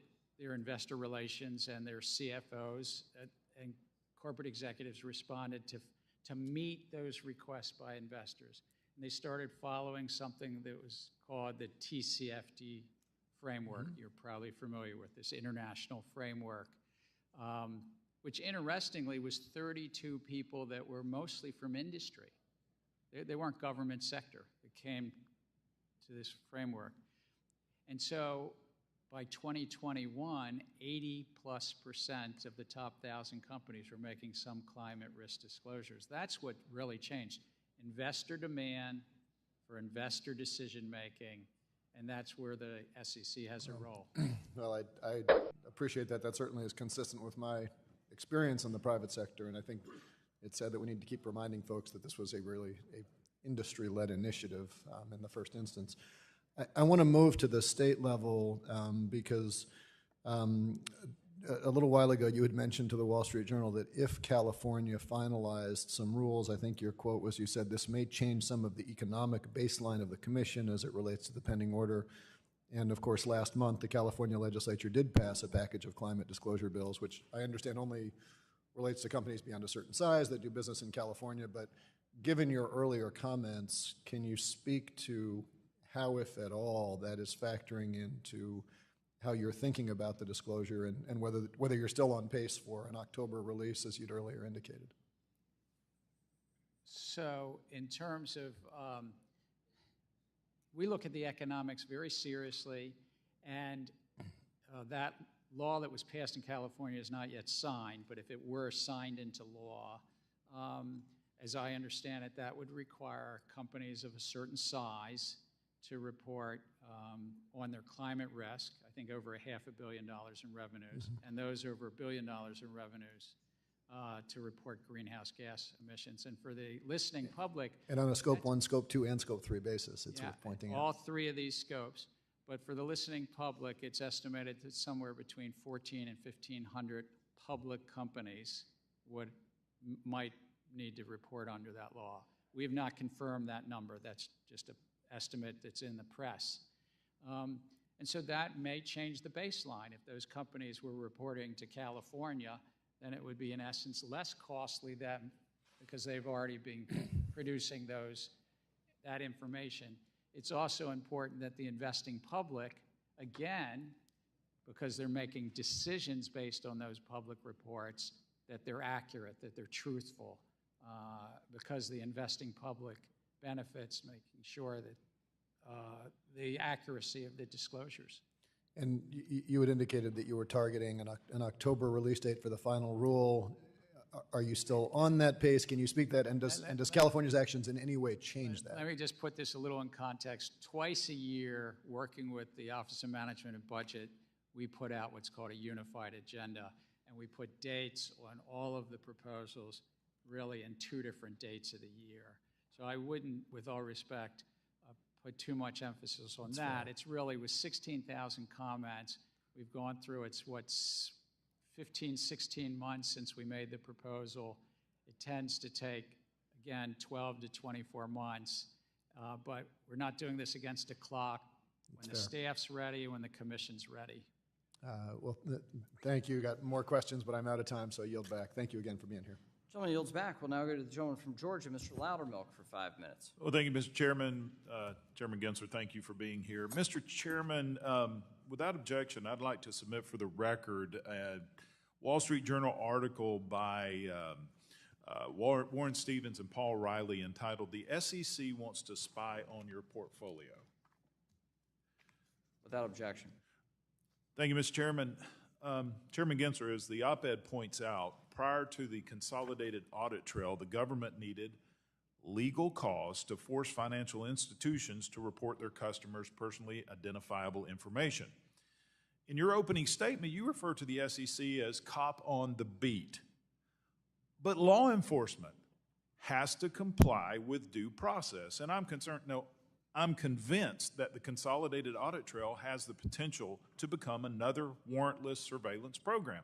And as we have all experienced, if you extend the government power, that power will inevitably be abused, as we saw with the FISA courts, especially if that power does not have direct oversight and control by Congress. My first question, Ms. Gensler, have you read this article? The Wall Street Journal just came out the other day about the consolidated audit trail. I may have, I feel like it's in the last 2 days. I saw the headlines. All right. So it goes on to explain the problems that I've laid out several times when you've been here before about the collecting of personal identifiable information and, quite frankly, a lot of information about individuals and their buying of stocks. In fact, when you were here last time, I believe that you expressed the purpose of this is so you could peruse to look for any potential illegal activity. That's a blatant violation of the Fourth Amendment. That is what this article is spelling out, and it's gotten the attention of a lot of people, even outside the financial services arena. So I would encourage you to please read it, because I think it explains the concerns that many of us have about this program. Also, Mr. Chairman, I'd like to submit for the record a letter that was sent by me and my colleagues to Mr. Gensler regarding the Consolidated Audit Trail. Without objection. Thank you, Mr. Chair. And Mr. Gensler, regarding this letter, In the letter, I ask about the 3,000 individuals, estimated number of people or institutions that would have access to the consolidated audit trail or the customer account information system. 3,000 would have access to it. Who are these individuals, and how will they be vetted for access to such sensitive information? One, I do look forward. I will read the article that you mentioned. Two, in terms of individuals, it's only allowed to be used, this consolidated audit trail, at the SEC and the self-regulatory organizations. At the SEC, it's our Division of Enforcement, our economic risk analysis, folks in our trading and markets. How are they going to be, how are all these, 3,000 individuals getting access to personally identifiable information and details about stock transactions by even just a factory worker who has a Robinhood account? What's the vetting process on this? And how are we going to be ensure that they do not use this in violation of personal rights? I just want to say, I'm not familiar with that number, but in terms of at the SEC, these are people that are dedicated public servants that are full-time at the agency, either in our enforcement, our economic risk, our trading and markets, the market surveillance. Well, if you respond to the letter, that may be helpful. And I'd like to move on because we are getting short on time. This really just a yes or no question. Will the SEC use data collected via the consolidated audit trail and the customer account information system to bring enforcement actions? We have already. We will anticipate in the future. So let me make sure I've got this right. Well, let me ask you this. How has it been funded, the consolidated audit trail? Is this being appropriated by Congress? It's by industry funding. Okay, so private industry is funding this, which the cost of this has gone up exponentially since it started. But this, just to close out, I want to make sure I understand. You're saying that the consolidated audit trail is a comprehensive database of transactions used for federal enforcement purposes, but it is not subject to congressional oversight or through appropriations. I mean, this is lining up to be another surveillance program without any control, without any constraint, without even the power of the purse. And I yield back. Gentleman's time has expired. We'll now go to the gentleman from New York, Mr. Torres, for 5 minutes. Thank you, Mr. Chair. Mr. Gensler, good morning. I worry that the term investment contract has become so infinitely malleable and manipulable that it means whatever you unilaterally thinks it ought to mean, right? I worry that when it comes to crypto, your interpretation of the term investment contract has no limiting principle and therefore could invite arbitrary and capricious enforcement action. So I want to take a few minutes to explore the concept of investment contract in greater depth. And I want to start with an obvious definitional question. We know that an investment contract requires an investment. Does an investment contract require a contract? You know, something about this definition, I will quote Thurgood Marshall, Congress painted with a broad brush. And when Marshall said that, he was writing the law of the land. So we follow this Howey test and how not just Marshall, but other courts interpreted it. And it has a four components. Again, I did not go to MIT, but in the Bronx, if I ask whether an investment contract includes a contract, the answer is typically yes or no. So, well, actually, sir, under the Supreme Court law of the land, they do not write that in. They say it's an investment of money in a common enterprise, and you're anticipating profits based on the efforts of others. So I took an oath to follow the law of the land, and that's the Supreme Court law of the land. So in Howey, the Supreme Court refers to an investment contract as a contract, scheme, or transaction. That was the terminology that I saw in the case. And as far as I can tell, there's nothing in the Supreme Court's jurisprudence that suggests that a scheme or transaction means the absence of a contract. And so by way of illustration, consider the landmark case of SEC versus Howey. In the Howey case, there was not a single contract, but there were two contracts. A land sales contract with the Howey Company and a service contract with Howey in the Hills. And the court found that the combination of those two contracts, the total scheme, the total transaction, the total economic reality, was constitutive of an investment contract. And so a scheme or a transaction does not mean the absence of any contract at all. It means, as it did in Howey, a multiplicity of contracts. In August, there were 6 law professors from law schools as preeminent as Yale who came to the following conclusion, quote, "No decision of the Supreme Court has ever found that a scheme that does not involve a contract could qualify as an investment contract." And so do you disagree with that statement? And if so, could you please cite a decision of the Supreme Court that has found an investment contract in the absence of an actual contract? The SEC has been in front of multiple courts, and investment contract has been. What's the name of the case, Mr. Gensler? The Supreme Court case that has found an investment contract in the absence of an actual contract. Do you have the name? Can you cite a case? The SEC over the decades, whether it's Can you cite a chinchillas, case? whether it's whiskey caskets, whether it's crypto, if the public is investing based upon the efforts of others. I find it telling that you cannot cite a single case. That's a security. Not a single. How about a Second Circuit case? Can you cite a single Second Circuit case I that found an investment contract in the absence of a I contract? understand where you're trying to go, and I'm going to leave that to the very fine attorneys at the SEC in front of courts. But I'm saying the core principle Mr. Gensler, this is a field. this is let me finish. This is a question to which you should know the answer, because the definition of an investment contract is the central issue. That's what determines the extent of your authority. That's what determines the applicability of federal securities law to crypto transactions. And your inability to answer that question is baffling to me. I'm answering it consistent with what the Supreme Court has said, which is the law of the land is a 4-part test. And yet you cannot cite a single case to support your It's called argument. Howey, it's called Reeves, it's called many cases at the Supreme Court, sir. 8 or 9 times it's been affirmed by the Supreme Can I ask, suppose I were to purchase a Pokemon card. Would doing so constitute a security transaction? You could purchase a Pokemon card. I don't know what the context is, but if you're just purchasing a Pokemon card. If I purchase a Pokemon card, is that a security retail transaction? store, that's not a security. Okay. If I were to purchase a tokenized Pokemon card on a digital exchange via a blockchain, is that a security transaction? I'd have to know more. Okay. So for you, the process of tokenization is what transforms a non-security said it. transaction into a security transaction? Look, if the investing I thought you were technology neutral. If the investing public is anticipating profits based upon the efforts of others and they're exchanging funds, that's the core. I see my time has expired, so. Gentleman's time has expired. We'll now go to the gentleman from Ohio, Mr. Davidson, for 5 minutes. Chairman Gensler, recently a federal court called your rejection of a Bitcoin ETF, quote, arbitrary and capricious.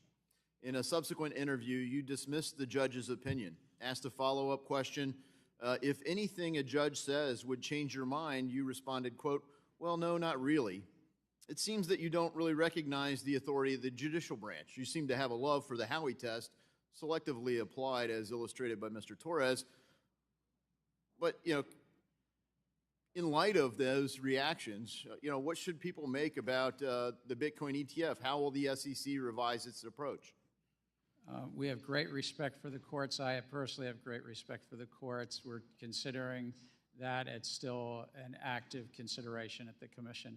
And so you haven't made up your mind? I got to tell you. We're familiar with the case. Yeah, I got to tell you that many market participants have reached out and are concerned that you will arbitrarily, perhaps also capriciously, pull recent filings ahead of others who've been working with the SEC for years to get an approval for a Bitcoin spot ETF.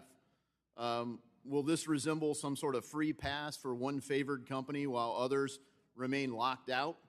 And I ask that because it seems that's happened before at the SEC.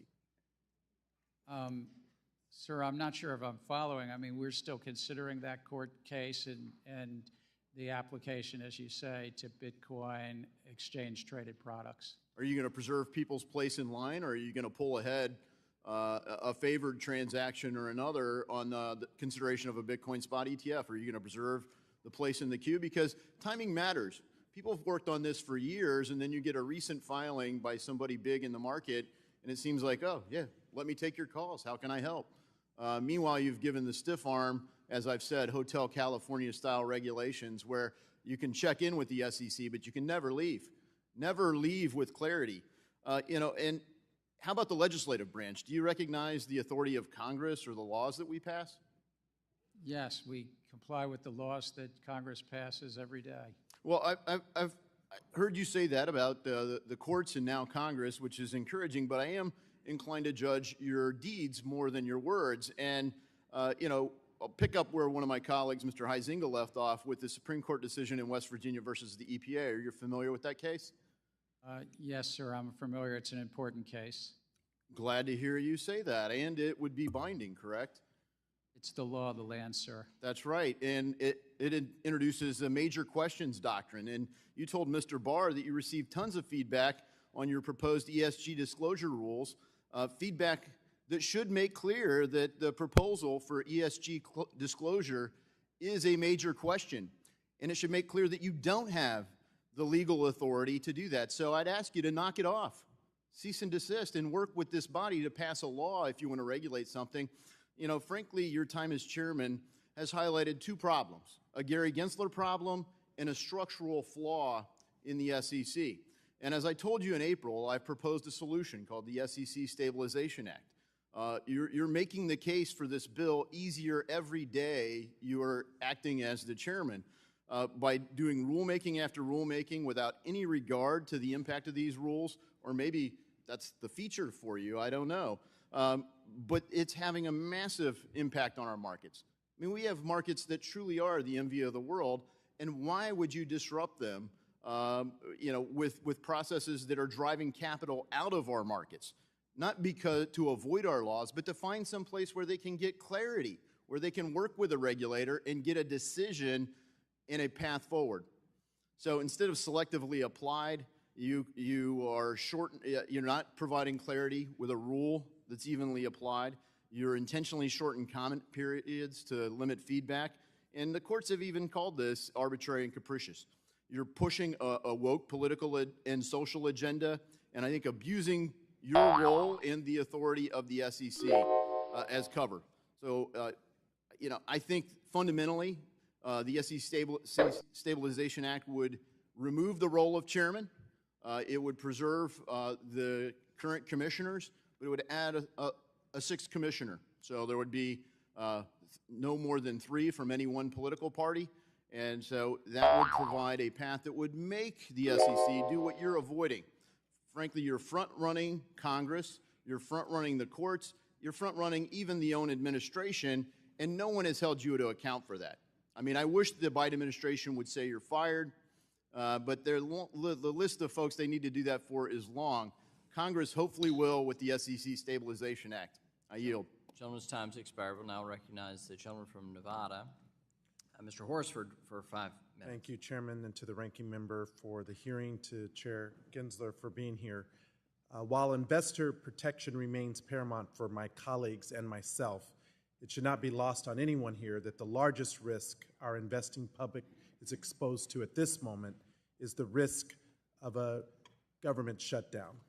We hear time and again in this committee that our capital markets are the deepest and most efficient in the world, and yet a large part of why they were able to reach their presently enjoyed imminent status is because investors around the globe have confidence that the SEC has the power necessary to maintain fair and orderly markets.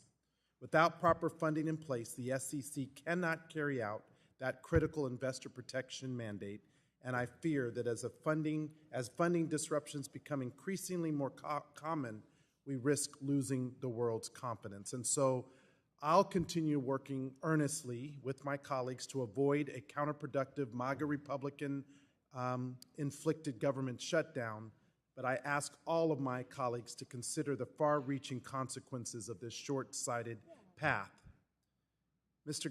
Chairman Gensler, when we last spoke, I raised concerns regarding the open-end fund liquidity rule, and I appreciated your willingness to consider that the vast majority of my constituents do the bulk of their investing through their retirement plans. These hardworking Nevadans should not be at risk of losing out on today's price simply because they live on the West Coast. Chairman Gensler, as the SEC continues to evaluate its economic analysis for the open-end fund liquidity proposal, what have you been able to ascertain about the disparate impact for investors based on geographic location? It's been raised by yourself, but it's been raised by members of the public. Have you resolved it in the rule? And I only have 3 minutes. No, I appreciate it. I'm not trying to prejudge where we will end up. The overall rule had 3 key parts. You're focused on one, which is what was called the close or hard close. But there are 2 other really important parts. Liquidity, just what is the liquidity behind So will the geographic location be factored in your final rule, yes or no? It's an aspect of it, but it's still all funds today close at 4 p.m. Eastern Standard Time, Which so it's already disproportionately impacts Nevadans and people on the West Coast. So I'm going to keep pressing the issue until you understand that it's a disparate impact on those of us who live on the West Coast. And Nevadans should not be treated unfairly because of where they live. That needs to be factored in the final rule. I agree, Chairman sir. Gensler, as Mr. Meeks pointed out earlier, minority and women-owned firms still tend to be smaller as they work to overcome their traditional underinvestment and lack of working capital. As you heard previously, these smaller, more diverse firms will have more difficulty complying with the new disclosures required and will have less ability to absorb the cost associated with doing so. Earlier, you had begun discussing the expanded analysis the SEC made for the disproportionate impact on diverse and women-owned funds when the Commission considered the private fund advisor rule. Would you be able to expand upon your earlier answer that these funds were included in the analysis of small business and give us any specifics that your team found on the potential impacts on these funds? I'd be happy to have staff follow up with the actual pages and the parts of the economic analysis, but it was considered as part of the effects on small investment advisors, including women and firms of minority-held firms. It is a waning diversity. The issue of waning diversity in our equity markets is of great concern, and we must be careful about adding any additional burdens on these small firms. And I look forward to working with the SEC specifically on this issue. As I said, it's a wider issue, Mr. Chairman, and I worry that at a time when attacks on diversity, equity, and inclusion initiatives, not woke, like my colleague just referred to, when the next time someone uses that word, will you define what you mean by it? Because to me, it means anti-diversity. It means anti-inclusion. And if that's what you stand for, then you don't represent me or my constituents. We are working hard to hold the line. There is nothing in any court decision by the Supreme Court or anywhere else that should quelch private sector's commitment to diversity, equity, and inclusion. We must use every tool available to us to not only bring new entrants into the financial system, but to also promote their success within our financial institutions as well. I will yield back at this time. Gentleman yields. The gentleman from Tennessee, Mr. Rose, is now recognized for 5 minutes. Thank you, and thank you, Chair Gensler, for taking time to leave your virtual office in Maryland to attend today's meeting. And I was also glad to see that you held an in-person open meeting last week for, I think, the first time during your chairmanship. I say that because, Chair Gensler, you are rarely in the office and conduct most of your meetings from the comfort of your home. And what I wonder is, how can we be sure of who you are meeting with on a daily basis? If perhaps someone from Better Markets comes over for dinner to discuss Europeanizing our U.S. capital markets, would that be logged and made publicly available on your calendar? I haven't had any of those dinners, but hypothetically, if I had that dinner, it would be logged. I hope so, and I'm glad to hear that. Chair Gensler, in your written testimony, you state that, quote, we also have finalized 24 rulemakings, nearly all of which have changed based on public feedback, close quote. Approximately how many hours per week do you personally spend reading public comments submitted to the unprecedented number of proposed rulemakings issued by the SEC? I work a lot of hours during the week. My kids are grown and out of the house. My girlfriend lives in a different city. So I don't know how it breaks out. I usually get summaries of the comments, but then staff gives me individual. If it's a member of Congress, I read all of the members of Congress comments personally, but then I get examples in each of the rulemakings, a handful on each of the issues. Well, I'm glad to hear that as well. Chair Gensler, in May, I co-led a bipartisan letter to you along with my colleague Jennifer Wexton and 22 of our colleagues regarding troubling accusations that the China-backed fast fashion retailer Shein allegedly engages in human rights violations, including utilizing materials that may have been made using Uyghur forced labor.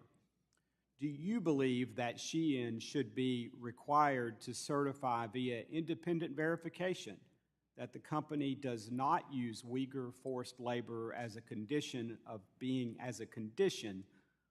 registered to issue securities in the United States? If I might step away from one registrant and go a little broader, Congress passed a law, the Uyghur Forced Labor Act, I think was the name, and that's the law of the land. And so if you're a registrant and you're getting supplies from that region of China, whether you're a U.S. company or a China-based company, we put out guidance, the staff put out guidance earlier this year to all public registrants that they have to speak to if they're in compliance with that act of Congress. Again, materiality matters, and we've been very clear with that with individual registrants and their filings, and our Division of Corporation Finance makes that abundantly clear in each of those registrants' discussions.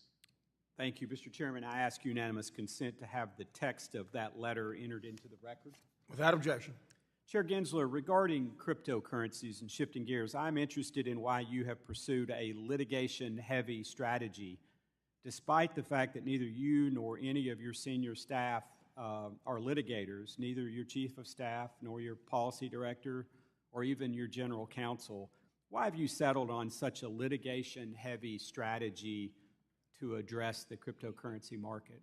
Frankly, it's because the field is so rife with hucksters and fraudsters and non-compliant parties, but we've also done rulemaking, one related to broker-dealers that was completed a number of years ago, and then others related to the definition of exchange and the custody rule that's been discussed a bit here, and even something called best execution. But this is a field where the American public's at risk and being harmed every day on these platforms that are commingling and trading, often trading against their customers. Well, in my view, it seems that these cases are brought with an explicit political agenda, not a substantive legal one. Nothing could be furthest from the truth. There's nothing, the only thing political is protecting the American public, which I think members on both sides of the aisle probably agree. They don't want to see constituents hurt in a place where a lot of crypto projects are not properly disclosing. There's been all too many bankruptcies, and in the bankruptcies, investors are just lining up at the bankruptcy court. Well, thank you. In my opinion, I would like to see you do more from the regulatory and guidance side because this industry is so important and we need to foster it, in my view. Thank you, and I yield back. Gentleman yields back. The gentlewoman from Michigan, Ms. Tlaib, is now recognized for 5 minutes. Thank you. Thank you, Chair Gensler, for being here. I know that you've been pretty public about the fact that, or maybe you made an argument or took a position that it's too costly for firms if the SEC establish a robust climate disclosure rule. Is that correct? There are many comments in our comment file that have raised that, and that's what I'm talking about, because we, under the Administrative Procedure Act, have to take all those comments and do an economic analysis that takes into consideration the cost. So in those comments, I mean, one of the things is suggested, I mean, this is despite, I think, about 1,000 companies have already voluntarily reported emissions from their customers and suppliers. We call it Scope 3 emissions, as you know, where most of the firm's greenhouse emissions can originate. So on top of that, we also are now seeing thousands of additional U.S. companies will soon be required to report Scope 3 emissions to comply with the EU standards. And then California, I think, just passed a bill that would require roughly 5,000 public and private companies to report Scope 3 emissions, correct? Yes, I believe both Europe, and if the governor signs the law in California, Sure. that will be the case. And it will change the economics because it, in essence, changes the baseline. So do you think you're going to look at that? And because those three, just looking at those moves by California, of course, and the EU, Scope 3 emissions disclosures, would it undermine, I think, the argument that such reporting would be overly burdensome to be required by SEC? While it may change the economics over the course of the years, California's rule wouldn't be in place till 2027, I believe. It's still, we, the SEC, have to stay within our remit and the laws as Congress has passed, and it's about investor decisions and what they're being disclosed. Sure. So if I may, Chair, I would like to submit for the record a letter signed by 25 of my colleagues, House and Senate, urging you, Chair Gensler, to finalize a robust climate disclosure rule that includes Scope 3 emissions. Without objection. It's pretty simple why we need a robust disclosure rule, Chair. I mean, it's simple maybe for me. I know this is what you do every day, but I think the impact on the ground for my families is pretty clear. I mean, currently U.S. companies can and do obscure their exposure to climate risks, as you probably already know, and threaten the investments that retirees and workers depend on. So for example, like you look at Brookfield Renewable, an affiliate of a giant asset manager, and Brookfield describes itself as, this is quote, one of the world's largest publicly traded pure play renewable power platforms. Sounds like a choice that would avoid climate-related financial risks, right? Wrong. A recent report found that Brookfield Renewable is invested in a fund that holds fossil fuel infrastructure assets, including Alberta oil sands pipelines, which the firm does not disclose in its SEC filings. This is just one example among many, Chair, of financial greenwashing, which regularly involves omission of Scope 3 emissions. So again, I really think such practices jeopardize the hard-earned life savings of many of my residents and workers across our country, retirees that invested paycheck after paycheck, year after year, to secure their financial future. So just please know, and I want to be on record, that I really would urge you to move forward on having a robust disclosure firm. But with that, Mr. Chair, I would like to yield the rest of my time to Member Foster. Thank you. I just have one quick question. I take it that you're familiar with this graphic from Bloomberg that shows you lagging significantly behind your three predecessors in terms of the number of rules you finalized in the first 2 years of your tenure? I did read that in Bloomberg Law 2 weeks ago. Okay. Now, when your Republican predecessor, Harvey Pitt, finalized 34 rules in his first 2 years and 4 months, I guess, was that preceded by the sort of detailed cost benefit of all the possible interplays between all of these rules that our Republican colleagues are asking for? It included cost benefit, but we benefit from... But the interplay between the 34 rules, which now is apparently the bar. I thank you. As best I understand, they did it rule by rule individually. Individually, yeah. And so when Mary Shapiro did 28, or under Trump, Jay Clayton did 25 rules in the first 2 years, was there any comprehensive analysis of the interplay that's now being demanded? Again, we're following... Gentleman's time has expired. Thank you. Gentleman yields. Gentleman from South Carolina, Mr. Timmons, is now recognized for 5 minutes. Thank you, Mr. Chairman. Chair Gensler, thank you for being here today. It's good to see you again. Yes, sir. The SEC's onslaught of rulemaking, I think, is severely impeding U.S. markets in the name of protecting investors from themselves. Your regulatory approach is an insult to the intelligent Americans and their ability to make risk-based decisions when investing. Quite frankly, we've never seen market participation at the levels we see today. The current ecosystem represents a thriving financial sector where people, no matter their income levels, have access to investment opportunities previously unseen in human history. And this is why I struggle to rationalize why the SEC continues down this warpath of rushed and quickly written proposed rules. I could go down the list and probably name dozens of proposals that I think are too broad and they lack quantitative analysis or have reduced comment periods, but I'm just going to talk about a couple of them. So on December 14th of 2022, the SEC released 4 proposals that would overhaul the regulations governing equity markets. These proposals make sweeping changes to how national market system stock orders are priced, executed, and reported. This is despite the fact that there is no indication of a market failure that would warrant such a sweeping overhaul of the U.S. equity markets. Traditionally, regulatory agencies introduce new regulations in response to market failures or when directed by Congress. Regulators tailor solutions to address the specific problems identified. However, with these proposals, there's no clear need for change in the market, nor has Congress mandated such sweeping reforms. The SEC cites the October 2021 SEC staff report on meme stocks as a rationale for the proposed rulemaking. However, the report does not recommend any equity market structure reforms. To this point, you have repeated this buzz phrase, the playing field isn't level. But you haven't explained what that means or cited how it harms investors. Investors have the best user experience and the lowest costs in history. The industry says you're just picking favorites between exchanges versus wholesalers and that retail investors may not actually benefit from these proposals. So that was my long intro. How concerned should we be about the potential for increased costs to investors, especially in scenarios where retail brokers may need to reinstate commissions due to changes like the suggested increase in price improvement? The proposals were put out to address individual problems, but they really are about driving greater competition and efficiency. Right now, our equity markets on any given day, depends on the stock, between 30 and 50% is not in the lit markets, it's being traded in what's called the dark markets. And so we're trying to bring more competition in that. One of the rules actually has a tremendous amount of support in the comment file from many market participants is about lowering the minimum increment.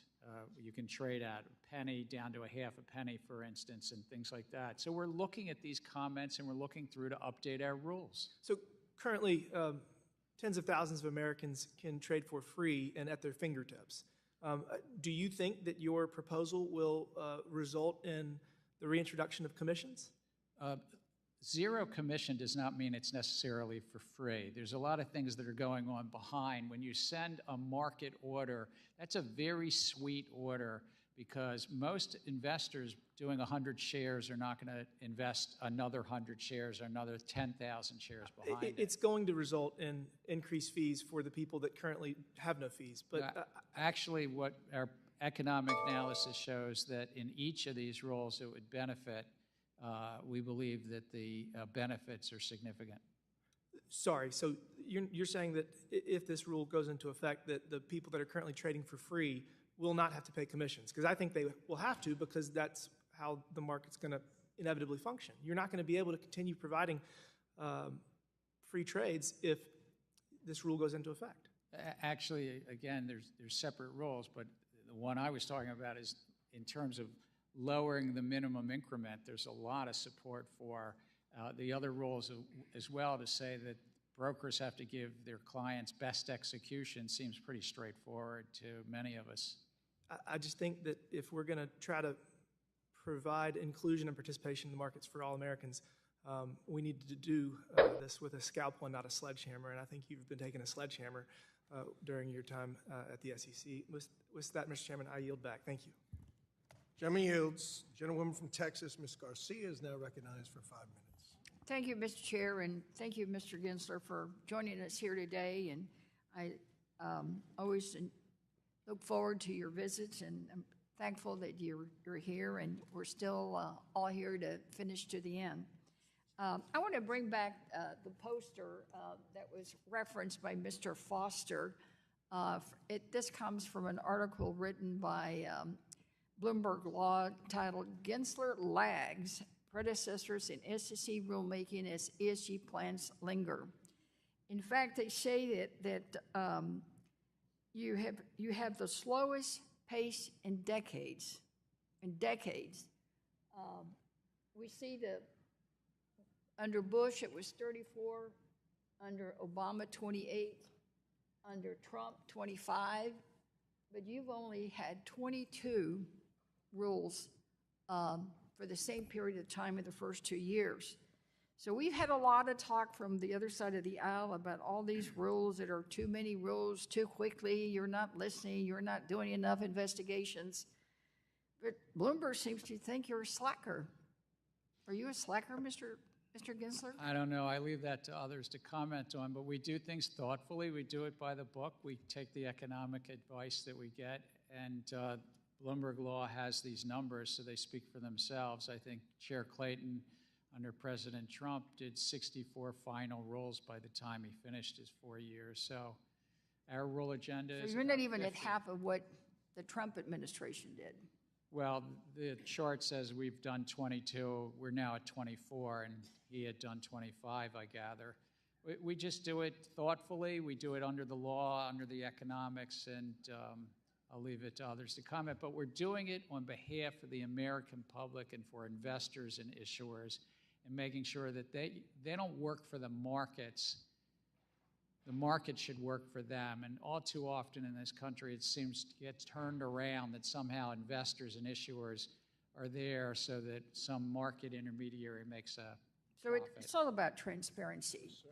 And could you just, in a few words, explain to the average viewer who may be watching today why transparency is so important in this area, particularly in this area?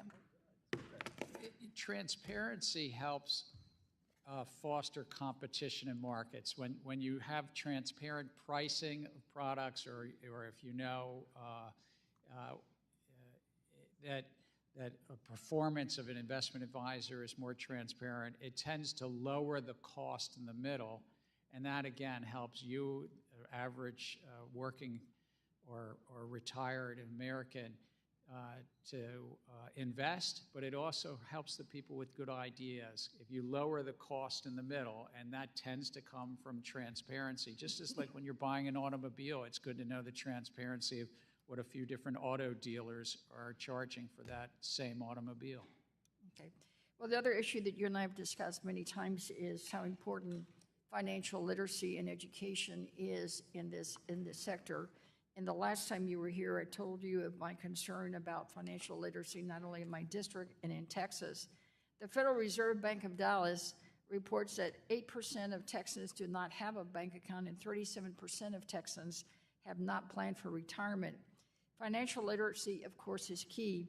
Chair Gensler, could you provide an update on the SEC's educational efforts to improve financial literacy, not only in Texas but across the nation, to improve people's understanding of the work that your agency does? We have an Office of Investor Education. It's a very important office. We also put out investor alerts often on our website, and we try to engage with the public, the broad investing public, to help them understand the markets, but also to protect themselves against wrongdoers in the markets. And if you have something to tell us, to also tell us through the tips, complaints, and referral. Right. I also have a follow-up question on the financial inclusion regarding not literacy, but language barriers. What are we doing to address any language barriers in behalf of members of our communities and our constituents in terms of investors? A very important issue. We've certainly done some things recently with regard to shareholder reports, but I think I'd want to come back to you because it's an important issue about language. Well, thank you. And Mr. Chairman, I also would like to offer for the record the article that I referenced earlier. That's available to members under general leave and without objection, so ordered. We'll now recognize the gentleman from Pennsylvania, Mr. Muser, for 5 minutes. Thank you, Mr. Chairman. Chairman Gensler, good to see you. Good to see you, Mr. Muser. Thank you.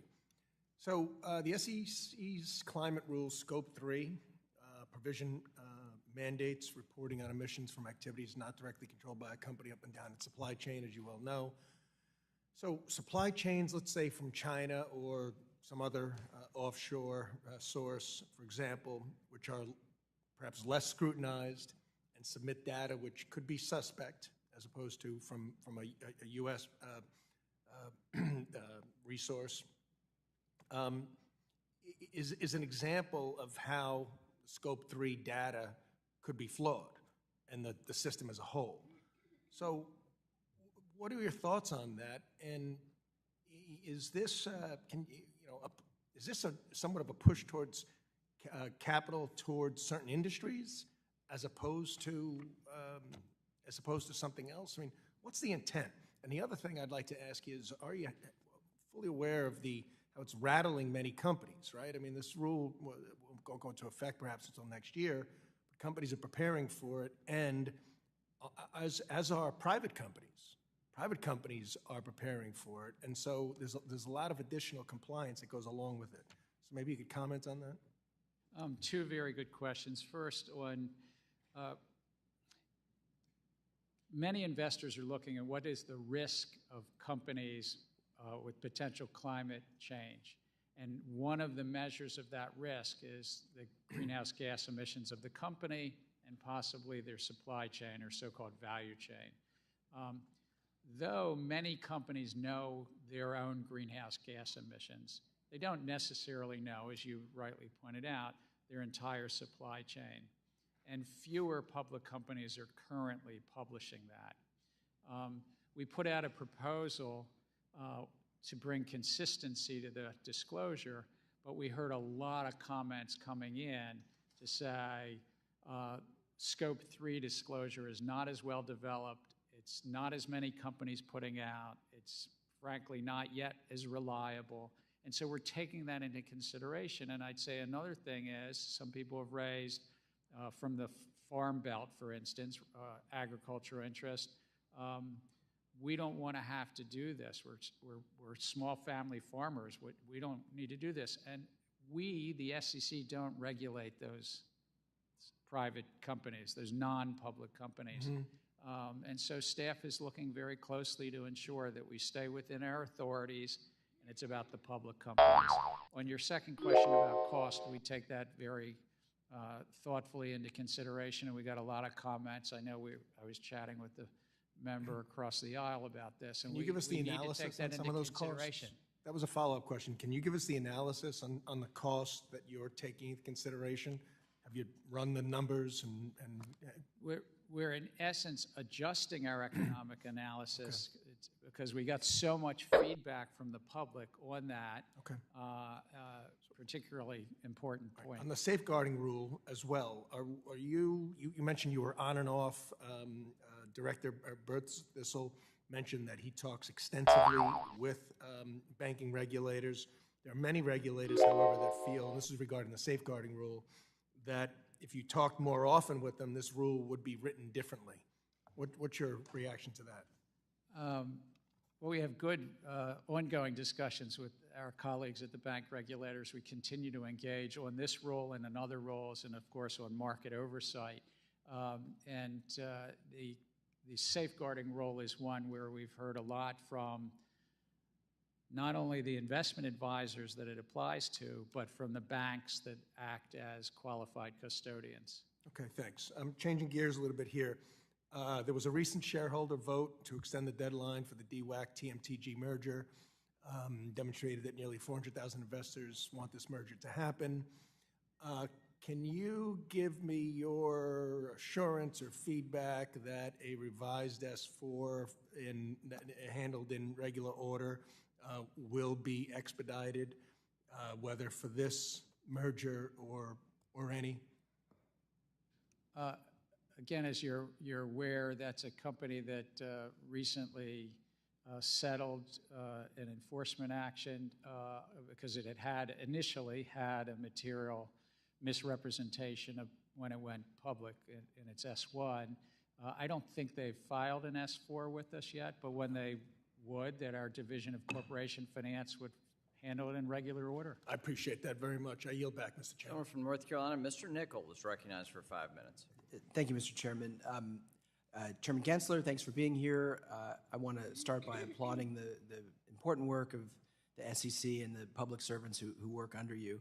I think it's a lot to be proud of, but a lot of the decisions you've made, I frankly have been scratching my head to try to understand your thought process and what goes into the decisions that you make. And so I tried to figure out, how can I understand Chairman Gensler a little bit more. And I read and saw that you are a marathoner and an ultra-marathoner. Is that right?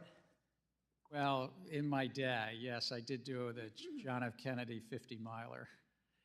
I looked and found that less than 1/4% of the world's population has done a marathon. I did the New York Marathon, so have at least accomplished one. My first question just is, after being here now for over 3 hours, being on, testifying before Congress in a hearing like this probably isn't one of the things on your schedule that you're super excited about. But how would you rate testifying in Congress and a marathon? Which is easier?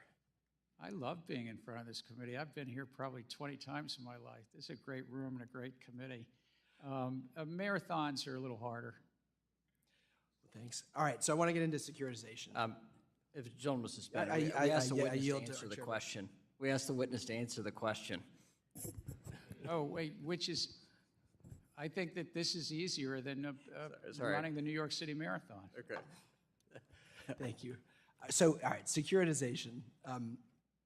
It's a cornerstone of affordable access to credit for families and businesses in my district, represent North Carolina's 13th district. For example, securitization fund around 70% of residential mortgage loans every year and provide funding for auto loans and credit cards.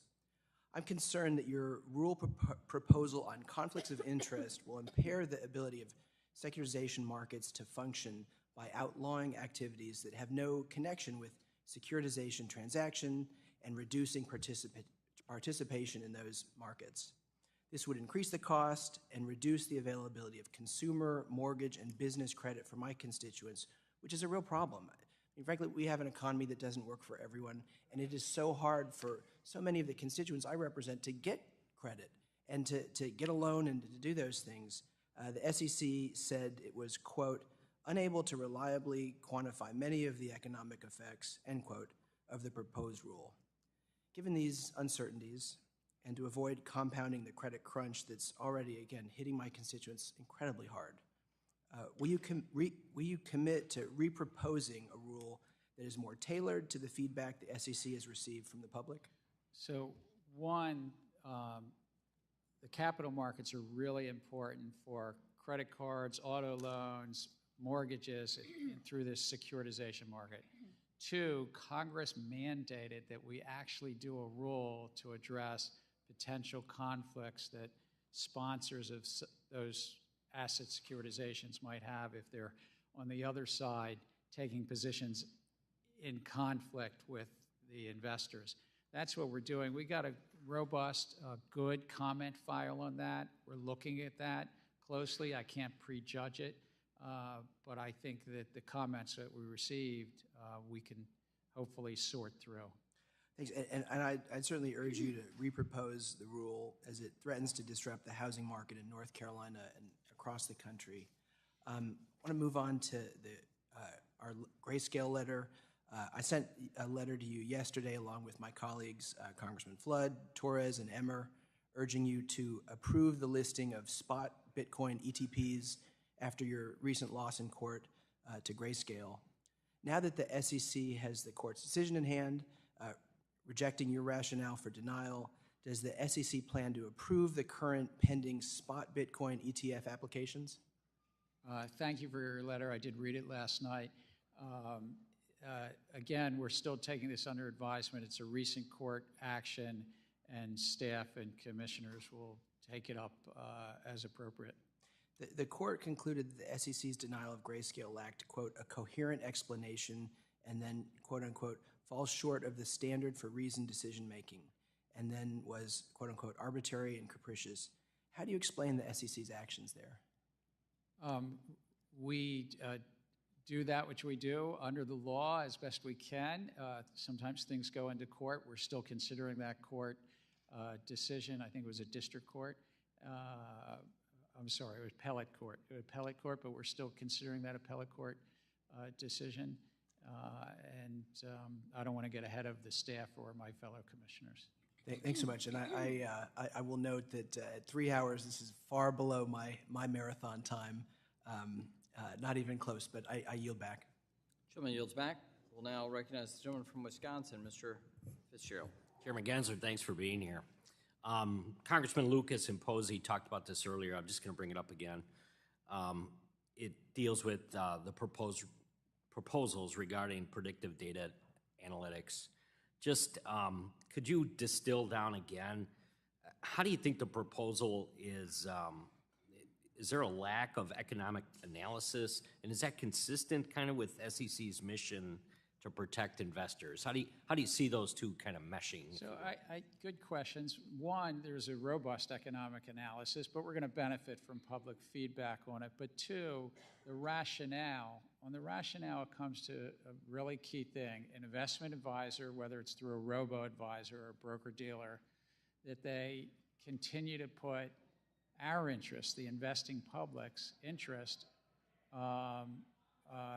first. When they're engaging with us, what's called investor interaction, they're not putting their interest in front of ours. So they can use data analytics and use math to put their interest ahead of ours, and that's not good for the investing public.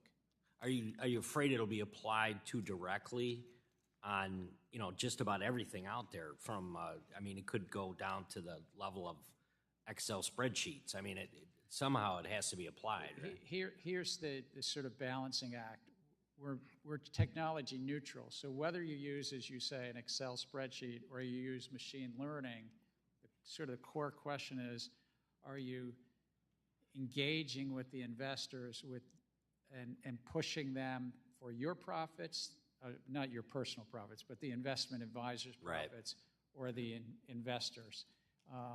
But we've got a lot of comments. The comment file is open until, I think, October 10th, so we're still hearing from the public, and this hearing today is a very important part of that. A couple times you've said the SEC's rulemaking, you're just kind of simply doing what Congress has asked for. Do you think that's consistent? There's 40-some rule proposals, and I don't know that Congress had asked for all of those. So how are you measuring that right now?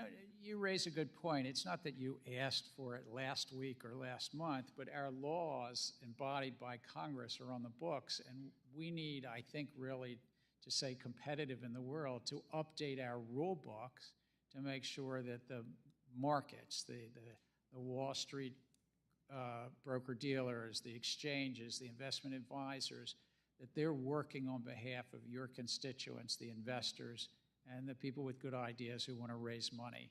And it's trying to drive greater efficiency in the middle of that market.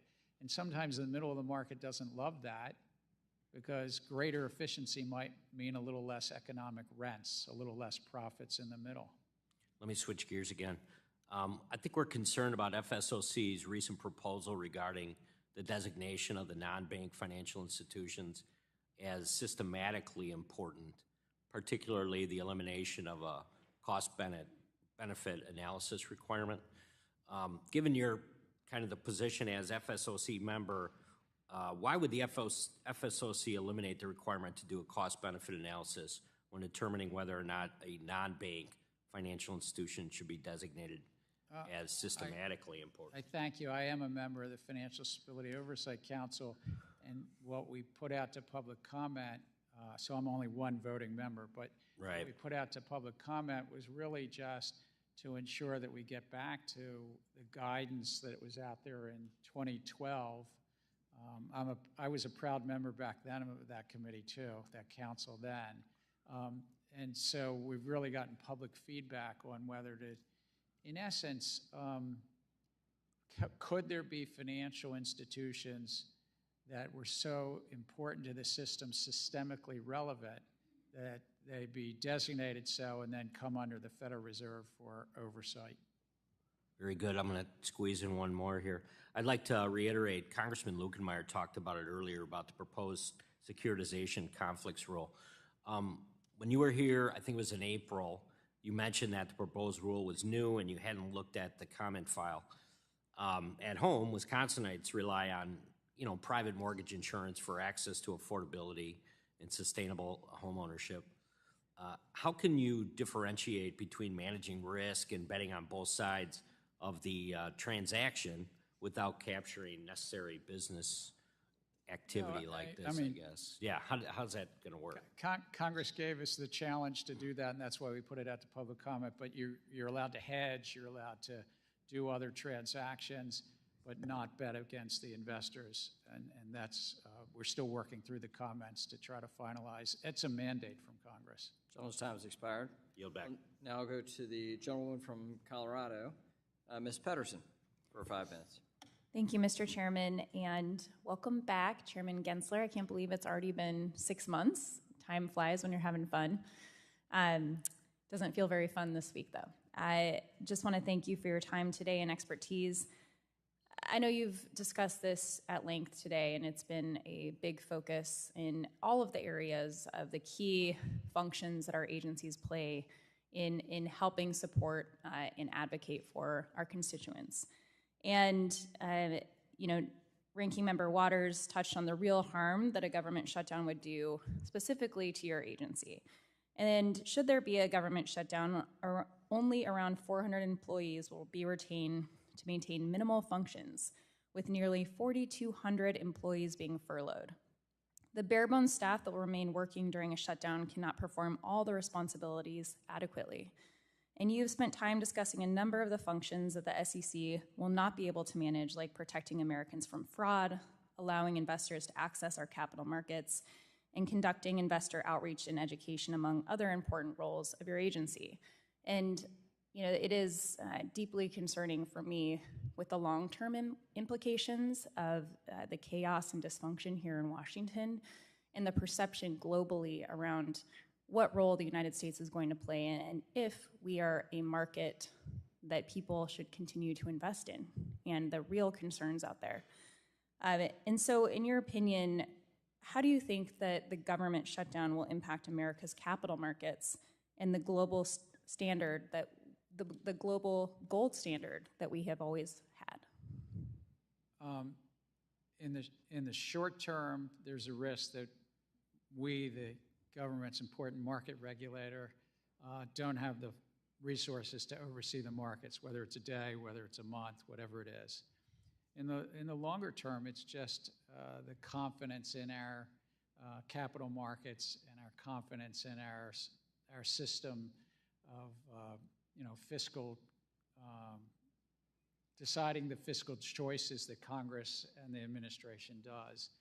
And we see that those challenges in terms of investors around the globe. We're 40% of the world's capital markets. We're only 23% of the world's economy. So and that's a good thing. We're punching above our weight class, so to speak. That's a good thing. But the confidence in our system can be shaken as well. And we saw that with the recent, not actually coming to an agreement and potentially going off a fiscal cliff. Even though that didn't happen, we know that we were downgraded with one bureau. There's going to be long-term economic consequences. But we know that there's billions of dollars of damage because for the first time, people are questioning whether or not the United States will pay their bills. And so these things, these political games have long-term risks. So I want to spend the rest of my time, this is an area that I know you have a background in, and it's going to be absolutely essential that we're working in partnership to address the challenges the opportunities and challenges that AI poses for this country, and specifically for our financial system. And in the morning of May 22nd this year, an AI-generated image of an explosion near the Pentagon spread widely throughout social media. Immediately, the stock market dipped, and we saw a significant decline. We were able to recover when we were able to confirm that was in fact fake. But we know that these are challenges that we're going to have to address together. And Mr. Chair, I'd like to enter the Bloomberg News article, How Fake AI Photo of a Pentagon Blast Went Viral and Briefly Spooked Stocks, into the record. Without objection. And so AI has the potential to significantly impact our financial system and our capital markets and our banking system. And this needs to be addressed at every level on how we can mitigate against some of the negative consequences. I'm proud to be joining my colleague and friend in introducing a bill to examine how artificial intelligence will impact the financial sector and how we need to regulate this. So I want to hear from you, though, on what we can be doing, what you recommend that we do to address the challenges that AI poses in the future. One is, I think it's great opportunities. It's probably going to drive productivity and so forth. But in the financial sector, I do think that there's risk of deep fakes. Look, fraud is fraud. Even if you're using artificial intelligence, there's usually some human behind it. But that's a real challenge to focus on. All right, I yield back. Thank you. Gentlelady yields back. The gentlewoman from California, Mrs. Kim, is now recognized for 5 minutes. Thank you, Chairman. And Chairman Gensler, thanks for being with us today. I'm concerned that the SEC, under your leadership, has not carefully considered the aggregate costs of and overlapping nature of your proposed rules and regulations. And as you heard, there is an erratic pace of your proposals. And I want to paraphrase your own words. These erratic pace of your proposals undermines the finest capital markets in the world. And each proposed rulemaking, now over 50 since the spring of 2021, will make it more costly for small businesses to raise capital in the markets and difficult for hardworking investors in my district to benefit from gains in the markets and save for retirement. And I remember when you came before our committee early this year, you said that the SEC's hardcore proposal would level the playing field for my constituents. But I completely disagree with that notion, and I urge you to please revisit the swing pricing and hardcore proposal. I know some of my colleagues across the aisle also raised this issue. So please tell me, how would the hard close proposal level the playing field for my constituents in Southern California when you're proposing a hard close at 4 p.m. in Eastern Time? It is 1 p.m. Pacific Time. So could you answer that? So again, what we're trying to address is to ensure that when somebody redeems from a mutual fund, they don't leave everybody else in that mutual fund with losses or what's called dilution. I would say, given the clock, right now, anybody in your district already has to put their redemption order in it at 1 o'clock. Right. We're not changing that. Let me reclaim, and I want to tell you that I'm specifically talking about my constituents being put at a competitive disadvantage compared to someone operating Eastern time. So you don't believe that a fund or an investor in California would be put at a disadvantage when they have to stop trading at 1 p.m. Pacific time, whether it's mutual funds or whatever that you're talking about? I'm just observing currently, because the New York Stock Exchange and the stock exchange is closed by 4 East Coast time, and mutual funds redemptions are by 4 o'clock. That's currently, we're not changing that. That's already existing. Again, 4 o'clock Eastern time is 1 p.m. Pacific time. So in my home state of California, obviously, we are very concerned about this, okay? Because we have to stop trading at 1 p.m. But let me move on.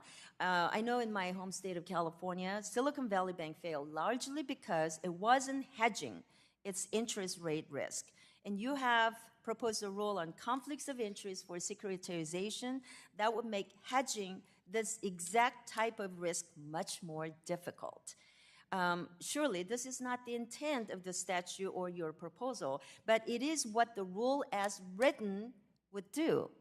And I heard your response, your engagement with Congressman Fitzgerald, that hedging is mandated, but that is not what I'm hearing. So I would like to ask you if you can commit to working with me to ensure that the final rule clarifies that risk mitigating hedging is allowed, because the current rule is unclear on that point.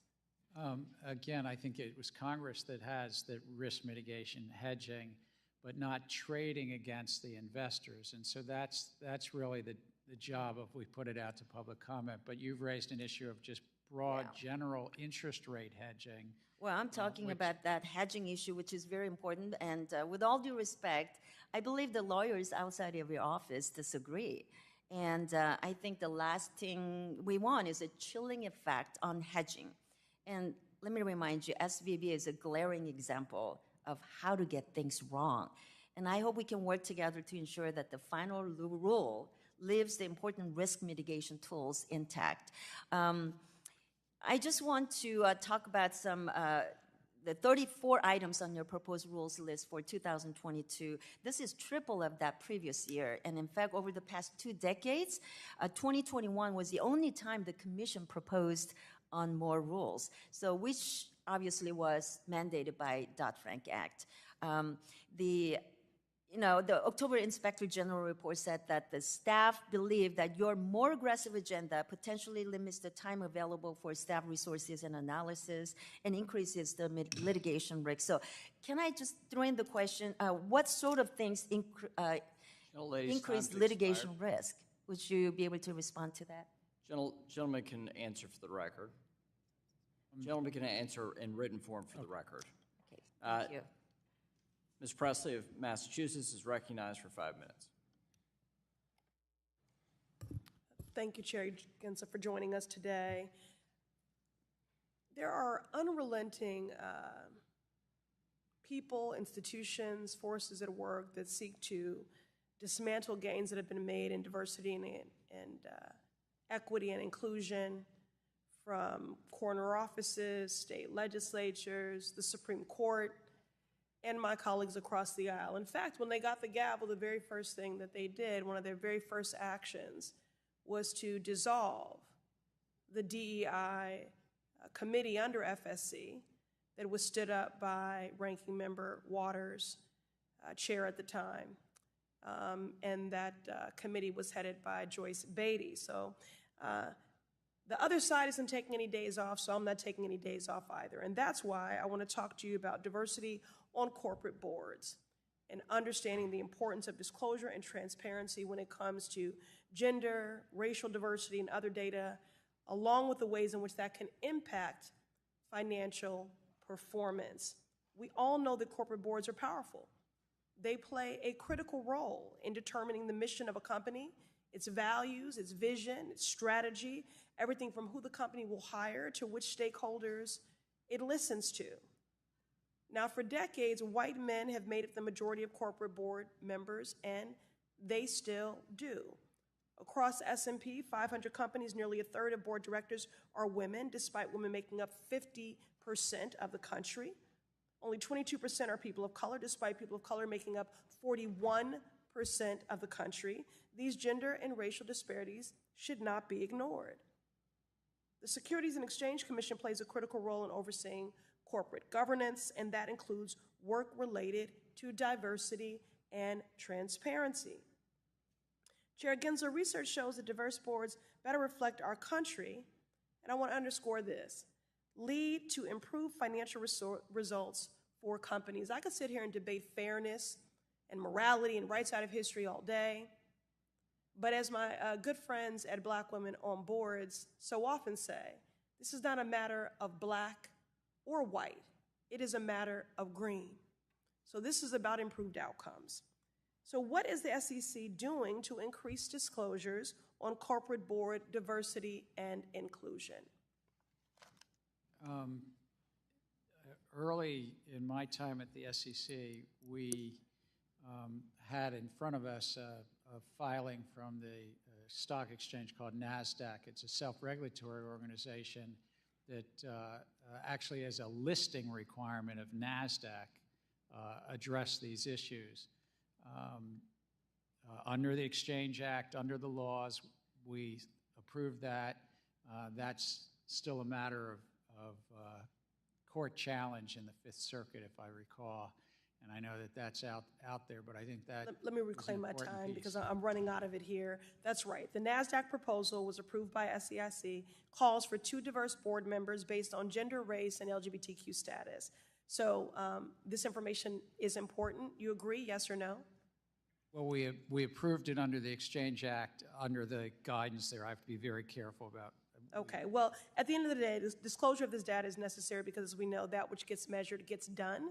So we need that transparency. And I also think that the SEC needs to go much further and require greater disclosure of diversity, such as disability status, and greater disclosure of the company, including senior management and the workforce. So will the SEC commit to looking into expanding diversity and inclusion disclosures?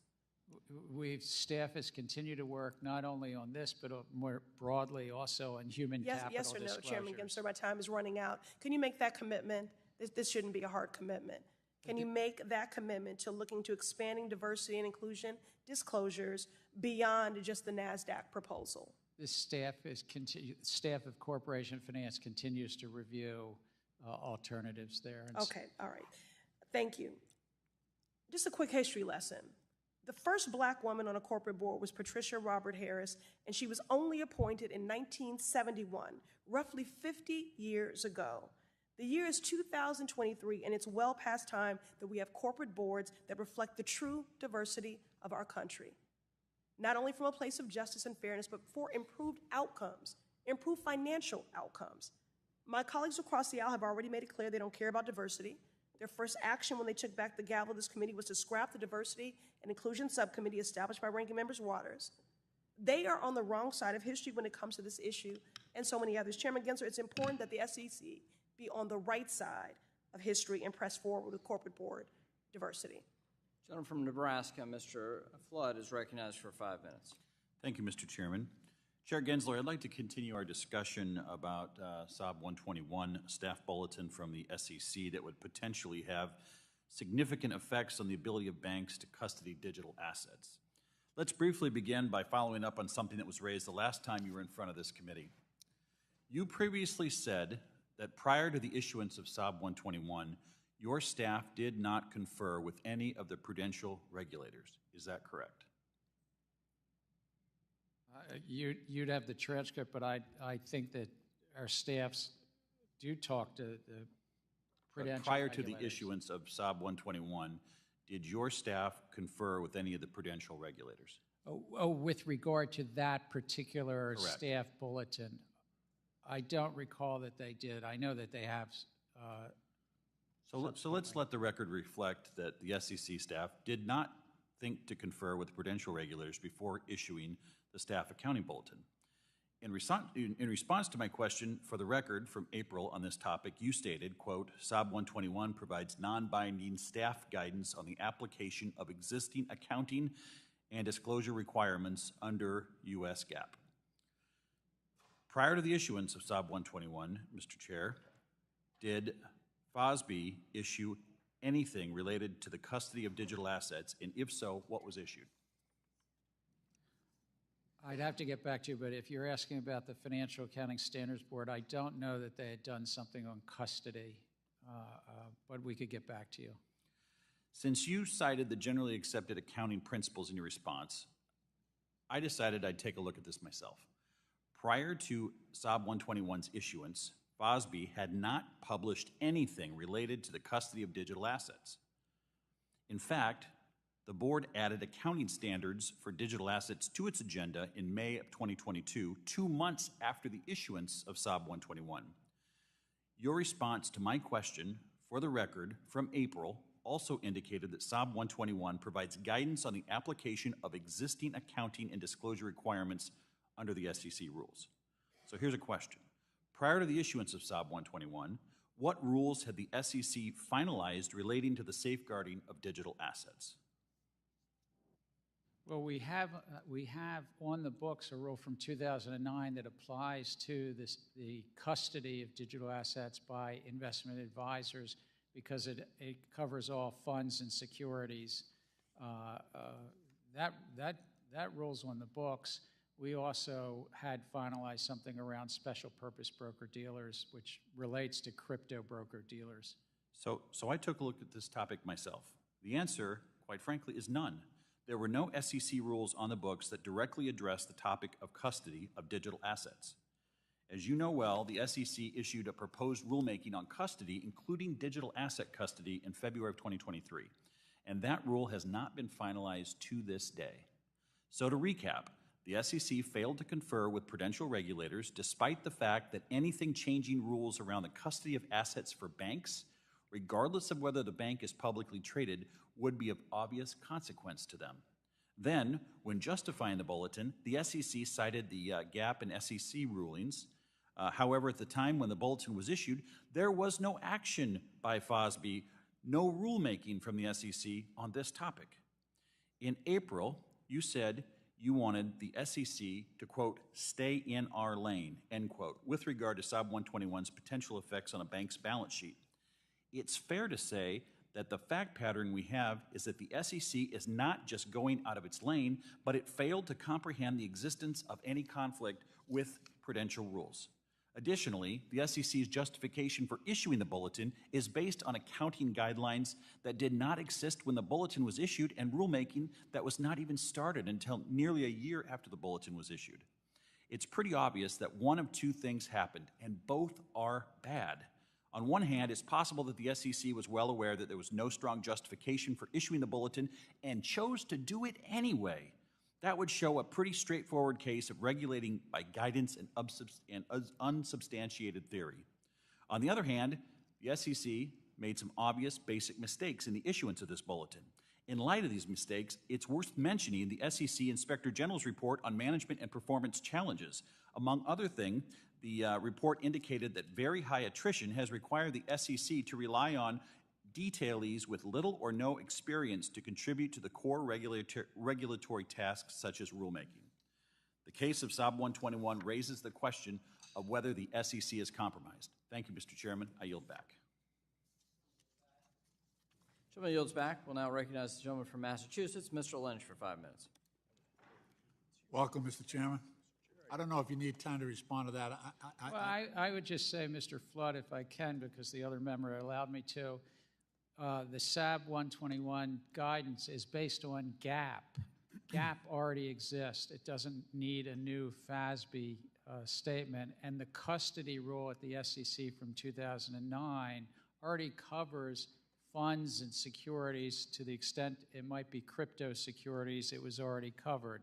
It wouldn't have covered something like Bitcoin, the chair and I have talked about, that's not a security, but it would have covered crypto securities. Thank you. Again, welcome, and thank you for your willingness to enforce the law where it applies. Appreciate that, especially in the crypto space. After many decisions in favor of the SEC's position, the SEC saw its first split decision, I would say, in the major crypto case in court with the July 13th ruling involving Ripple's XRP. In a partial victory, I guess, for Ripple, the Southern District of New York held that XRP was not a security when sold on a public exchange, but it is when sold to institutional investors, which I found surprising and counterintuitive given the vulnerability of individual investors versus institutional investors, and also the asymmetry that invites into the legal analysis involving crypto. But the wider picture is that I worry that we're heading towards a pattern of court battles to determine if each individual token is either a security or not. And I just wanted to know what your thoughts were on that decision. I know it's far from over. This case is far from over, but I just wanted to express to the committee what your views are on that issue and on that decision, to the degree you may. I appreciate the opportunity, Congressman, but as we, as a commission, actually have filings in front of that court on this matter right now, I think those filings speak for themselves, and I just don't want to in any way speak to something and say, even choosing a word differently than the commission voted to make filings in that following. Okay. In essence, we filed what's called potentially do an interlocutory appeal. Okay, fair enough. I suspected as much.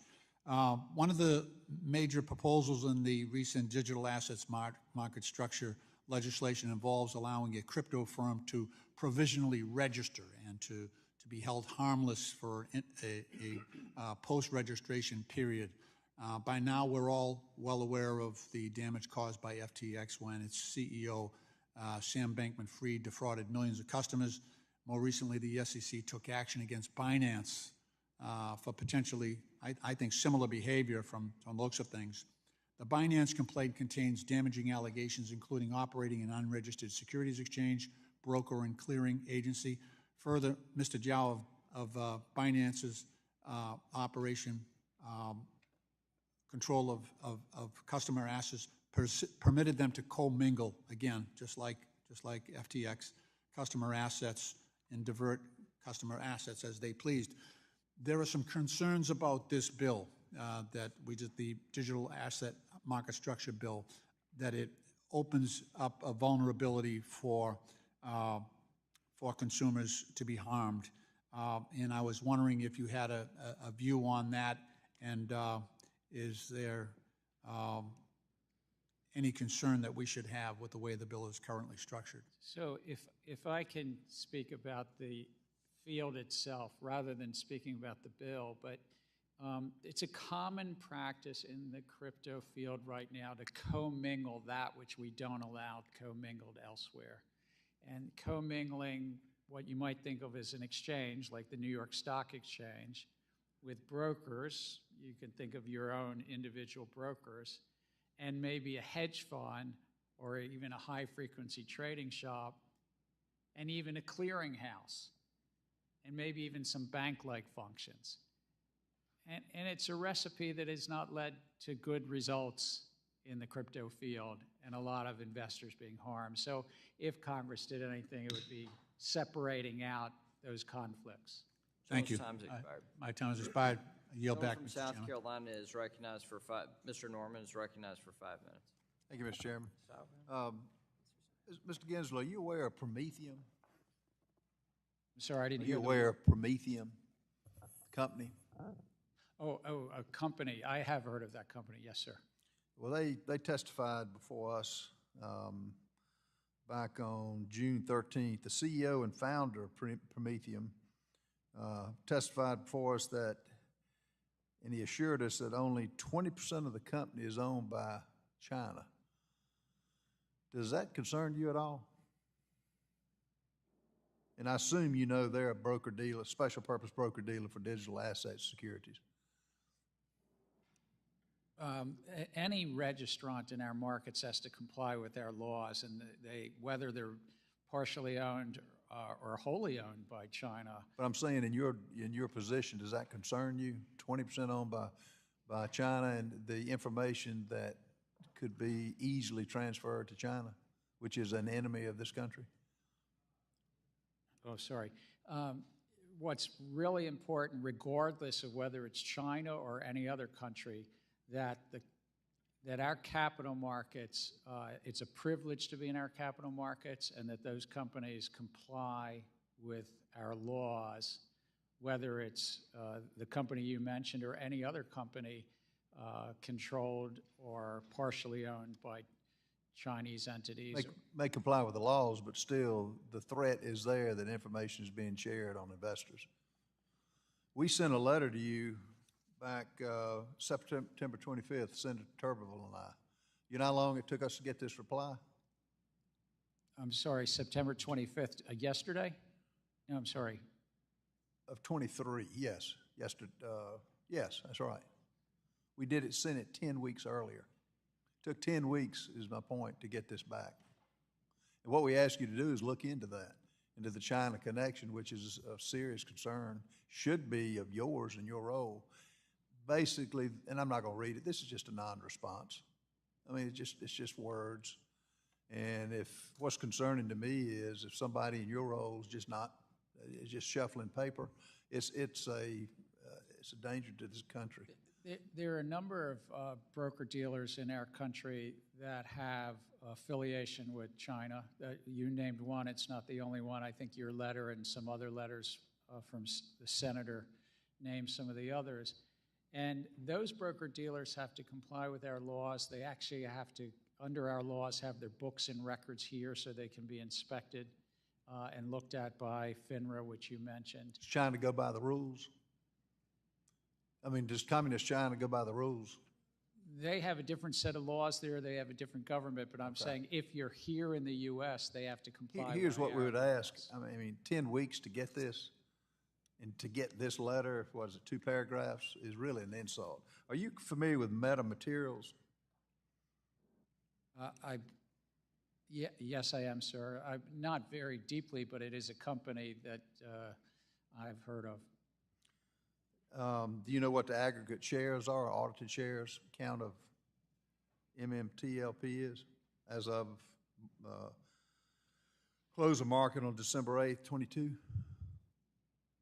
I don't know. I know that it's a company that then exchanged into something called NextBridge, I believe. Okay. Does SEC have this information on the audited shares? It may be a matter of public record. I mean, it was a company that did an exchange and became another company. We'll try writing you another letter, and if you would look into it, we would appreciate that. Thank you. You know, as been said earlier, the arbitrary rulemaking that is occurring under your rule on theoretical assumptions is really getting our constituents that are involved in the financial markets very upset. And considering you're going way past the boundaries that need to be going. And I think you've made SEC a crusader of rulemaking by enforcement rather than modernizing the regulatory guidance. This isn't something new that you've heard. My only request is that, you know, you can blame it on staff turnover, you can blame it on a lot of things, but that you would prioritize this rulemaking and actually we'd make the case for reductions if you would even consider something. I yield back. Gentleman's time's expired. Gentleman from Texas, Mr. Green is now recognized for 5 minutes. Thank you, Mr. Chairman. I thank the ranking member as well. And of course, I'm grateful to the Secretary for appearing today. Thank you very much. It's been an honor to work with you. Mr. Secretary, I'm honored to have another title, but it's just Chair or Gary. Chair, okay, all right. Mr. Chairman, excuse me. The traditional services of an exchange, if you perform those, broker, clearing agency, these are the kinds of things that should be registered. Is that a fair statement? Yes, if you're a broker in America, if you're a dealer, an exchange, not only registered, but then comply with the laws so that the public is protected. Mm. And in your capacity as a chairman, if you are of the opinion that these things are not taking place, are you duty bound to do what is within your authority to protect the public? Yes, and we end up being a cop on the beat, and it takes a 5-member commission, but sometimes we bring enforcement actions if people are not properly complying with the laws and registering. Public Citizen has indicated that crypto amounts to a giant Ponzi scheme whose victims disproportionately include low and moderate income individuals as well as people of color. I'm concerned about that. I appreciate your being the cop on the beat. I want to protect people from what may be a Ponzi scheme. There are different opinions about this, but what are some of the consequences of having a poorly regulated digital currency? Well, the crypto token field there's been billions of dollars of losses, and in fact, there's some studies that suggest that lower income communities and communities of color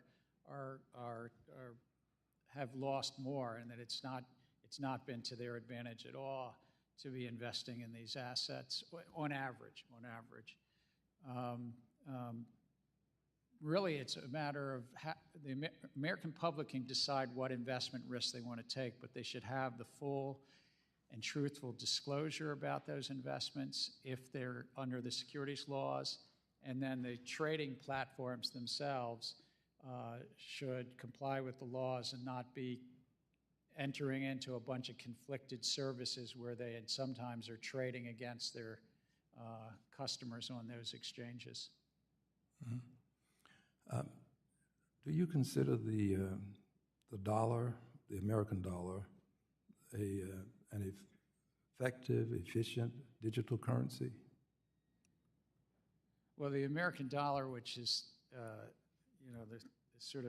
the leading currency around the globe, most of it is digital. I mean, we buy a cup of coffee at Starbucks, or we get paid, or we pay our rent digitally.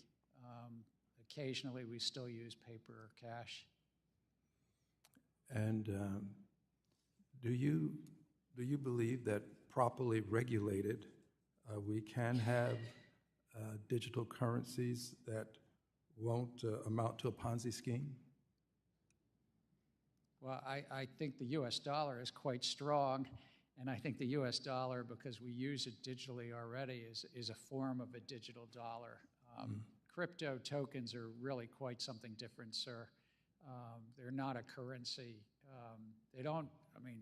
This is going back into economic history, but they don't fulfill the three functions of a currency, of a store of value, a unit of account, a medium of exchange.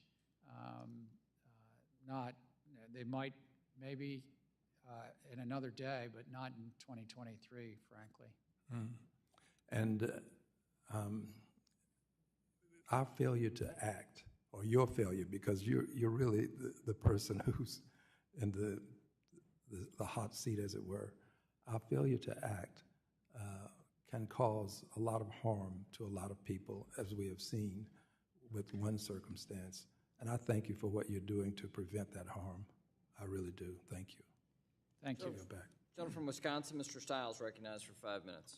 Thank you very much, Mr. Chairman. Thank you, Chairman Gensler, for being here with us today.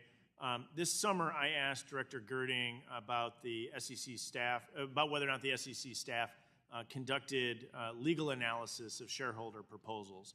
And Director Girding seemed to have a tough time answering the question, and I walked away understanding that the SEC does not conduct much, if any, legal analysis of a shareholder proposal. That's troubling to me, because I think that would be one of the roles of the SEC, in particular, following the SEC's review of the particular Traveler shareholder proposal, the racial equity audit, that I think could have driven that company to be forced to engage in illegal behavior. And so asking you if you could give me a clear answer, does the SEC conduct legal analysis of shareholder proposals?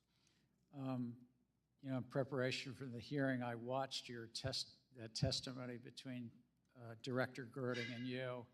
I think it is part, and I don't do this on a day-to-day basis, but I think when staff looks at, sometimes companies come in and ask the staff's opinion on things. Staff does look at, one of the components they look at is the legal. So not every time. So when you say sometime, I think it's just important for us to understand whether or not we should make that explicit. I think it should be explicit. So sometimes the SEC looks at whether or not a shareholder proposal is legal, and sometimes they do not review whether or not a shareholder proposal is legal.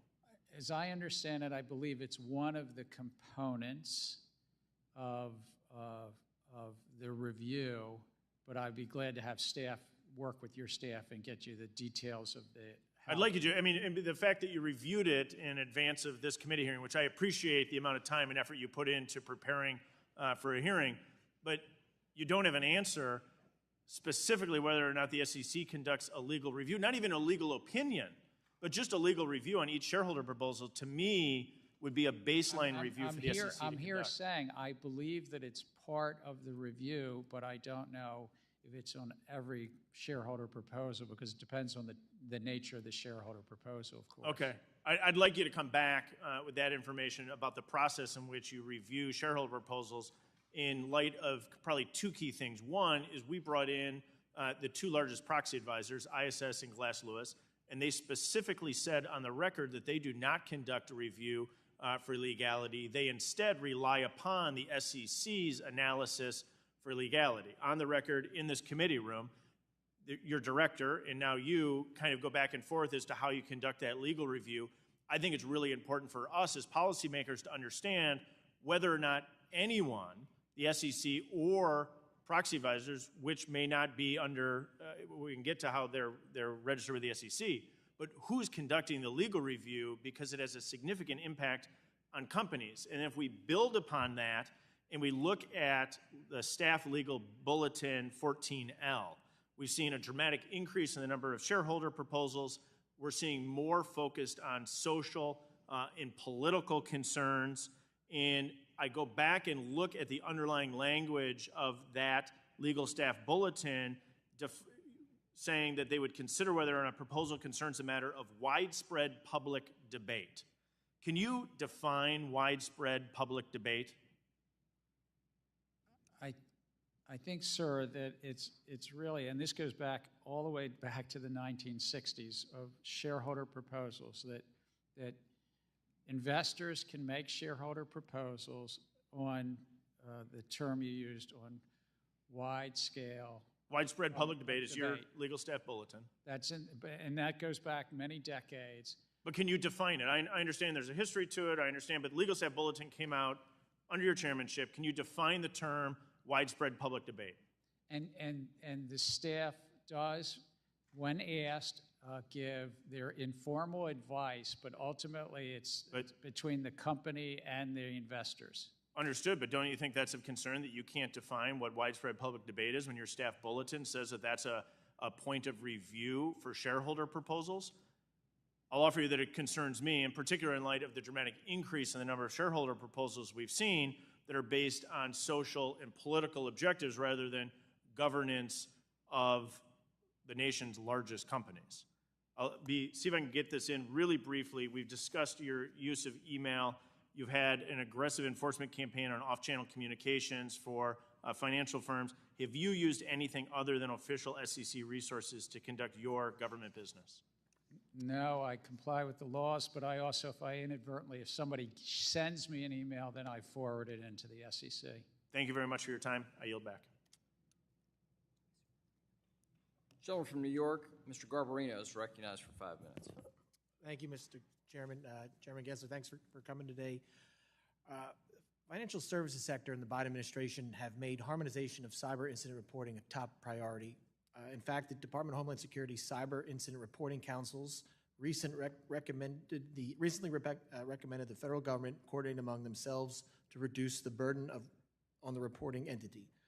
But instead of reducing the burden, the SEC has finalized rules that CERC has called duplicative cross-sector reporting requirements and that overlap with congressionally mandated Cyber Incident Reporting for Critical Infrastructure Act, the CIRCIA.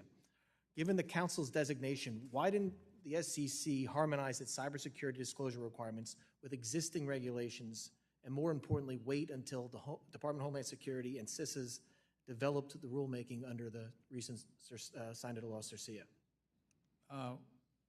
One, we've had good discussions with the Department of Homeland Security, but we finalized the corporate disclosure piece because it was important for the public investors to know if there had been a material cyber breach. Is investor information more important than Homeland Security?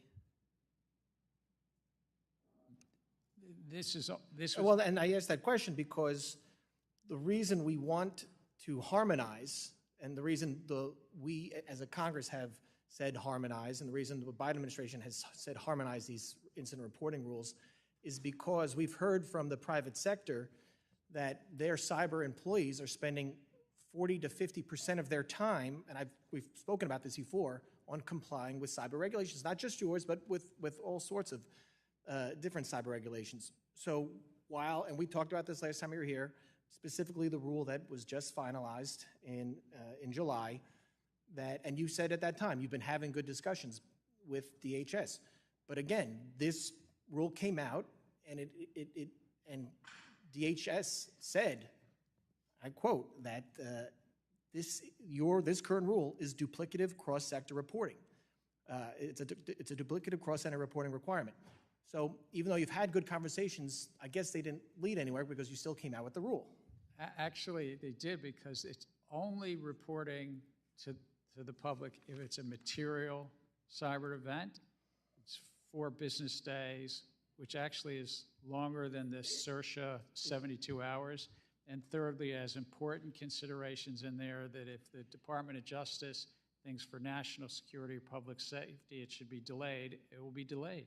It is longer. 4 days is longer, but within a material breach, there's different requirements there. So I have to ask, because there's also a concern that you have companies that are reporting a possible material cybersecurity breach that might not have been able to fix that breach. And if they're publicly reporting it, it could, 1, put that company at further risk, or 2, put other companies who are using the same system and the same backdoor can be found in their system. We just saw over the summer a company, there was an attack on a company. They announced this attack before the patch was released, and you saw other companies and 3 federal agencies get hacked under the same vulnerability. So I'm concerned that having this public reporting before the breach is fixed, before the patch is fixed, is going to cause more harm than good. And I'm not saying don't regulate cybersecurity. I think it's very important. I just think when our goal is harmonization, when the Biden administration's goal is harmonization, when everybody is saying harmonization, having these rules come out that are just going to be duplicative and cause more harm on the companies that are supposed to be protecting information is not a great idea. I'm running out of time, so I do want to move on to something else. Between 2019 and 2022, the annual cost of operating a consolidated audit trail, or CAT, increased by 900%. In March, CAT unveiled a 2023 budget exceeding $223 million, which is 10% of the SEC's entire budget. The SEC recently approved a funding model that would pass nearly all these costs on to market participants. What is the SEC doing to control the costs of CAT? I understand SROs control and operate them, or own and operate it, but it's under your umbrella. I need to know what you're doing to control those costs, and if you would support moving CAT onto the SEC's budget. I don't know, Mr. Chair, what you're going to tell me. If the gentleman would respond in written form to the gentleman's question. And I appreciate the gentleman's leadership in cybersecurity issues, WIG-WIM protocols, and the work he's put in over the years on those policies. He's worked in other committees. So, and WIG-WIM is very important. We'll now recognize the gentleman from New York, Mr. Lawler, for 5 minutes. Thank you, Mr. Chairman. Chair Gensler, you have embarked on a rapid and extensive campaign to reform every facet of our markets. It is evident that your rules will significantly change our markets. For example, your equity market structure rules will impact all retail investors, encompassing over 228 million retail accounts. The swing pricing rule will have implications for every mutual fund involving over 100 million American investors. The climate rule imposes new costs on every public company. The predictive analytics rule will encompass virtually every type of technology. The private funds rule fundamentally reshapes the regulation of private institutions in a potentially unlawful manner. The pace and scope of your rules is unprecedented. Have you taken the time to do a comprehensive economic analysis examining the cumulative impacts of all of these rulemakings on the markets and broader economy? Representative Lawler, actually our pace is about the same as prior administrations, and per That's not, law article. Respectfully, we can disagree with that, and that's not what I asked you. I asked you a very specific question. Have you taken the time to do a comprehensive economic analysis examining the cumulative impact of all of these rulemakings on the markets and the broader economy? Yes or no? On each of the rules, we do a robust economic analysis, and then if another rule is finalized, we incorporate that, and we take into consideration that interaction in the possible further rulemaking and adjust the economic baselines. So you are saying, for the record, that you have taken the time to do comprehensive economic analysis, examine the cumulative impact of all of these rulemakings on the market and the broader economy, yes or no? For the record, what we do is we take into consideration, as and if a rule is finalized, the interaction with other rules. Right. Because it changes what's called the economic baseline. Yes. So have you done the cumulative impact? Have you studied that? Have you done an economic analysis on all of it? We do them rule by rule individually, Yep. and also the interaction as it relates to other rules.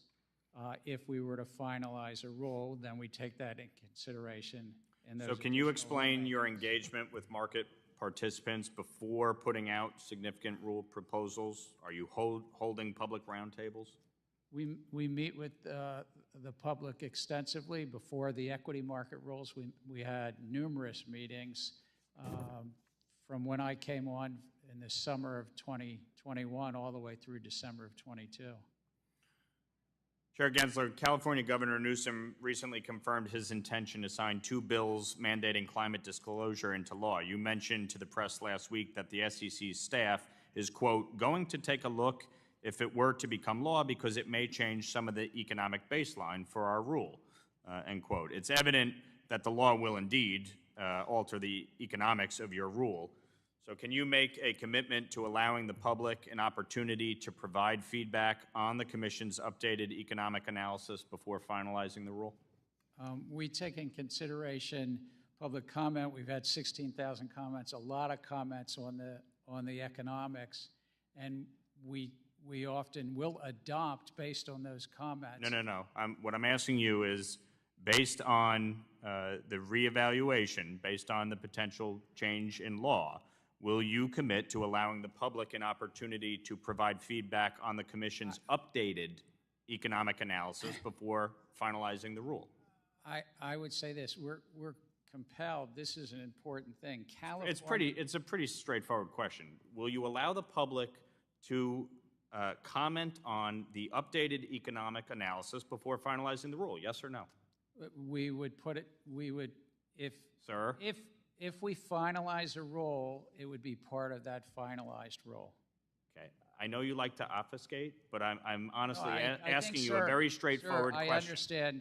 Can you commit? Where you're headed. Can you commit? No. The answer So you is won't no. commit. Thank you. At least you answered the question. Thank you. I want to touch on another factor here. The SEC recently proposed amendments to expand and update regulation systems compliance and integrity. The proposal would expand the scope of SCI entities to include certain registered broker-dealers for the first time. Feedback from market participants on this proposal suggests that the actual costs for this proposal are in the billions of dollars as a result of the SEC attempting to micromanage the technology setup of individual firms, yet these enormous compliance costs are conveniently absent from the SEC's cost-benefit analysis. Why did the Commission fail to acknowledge these costs in its economic analysis?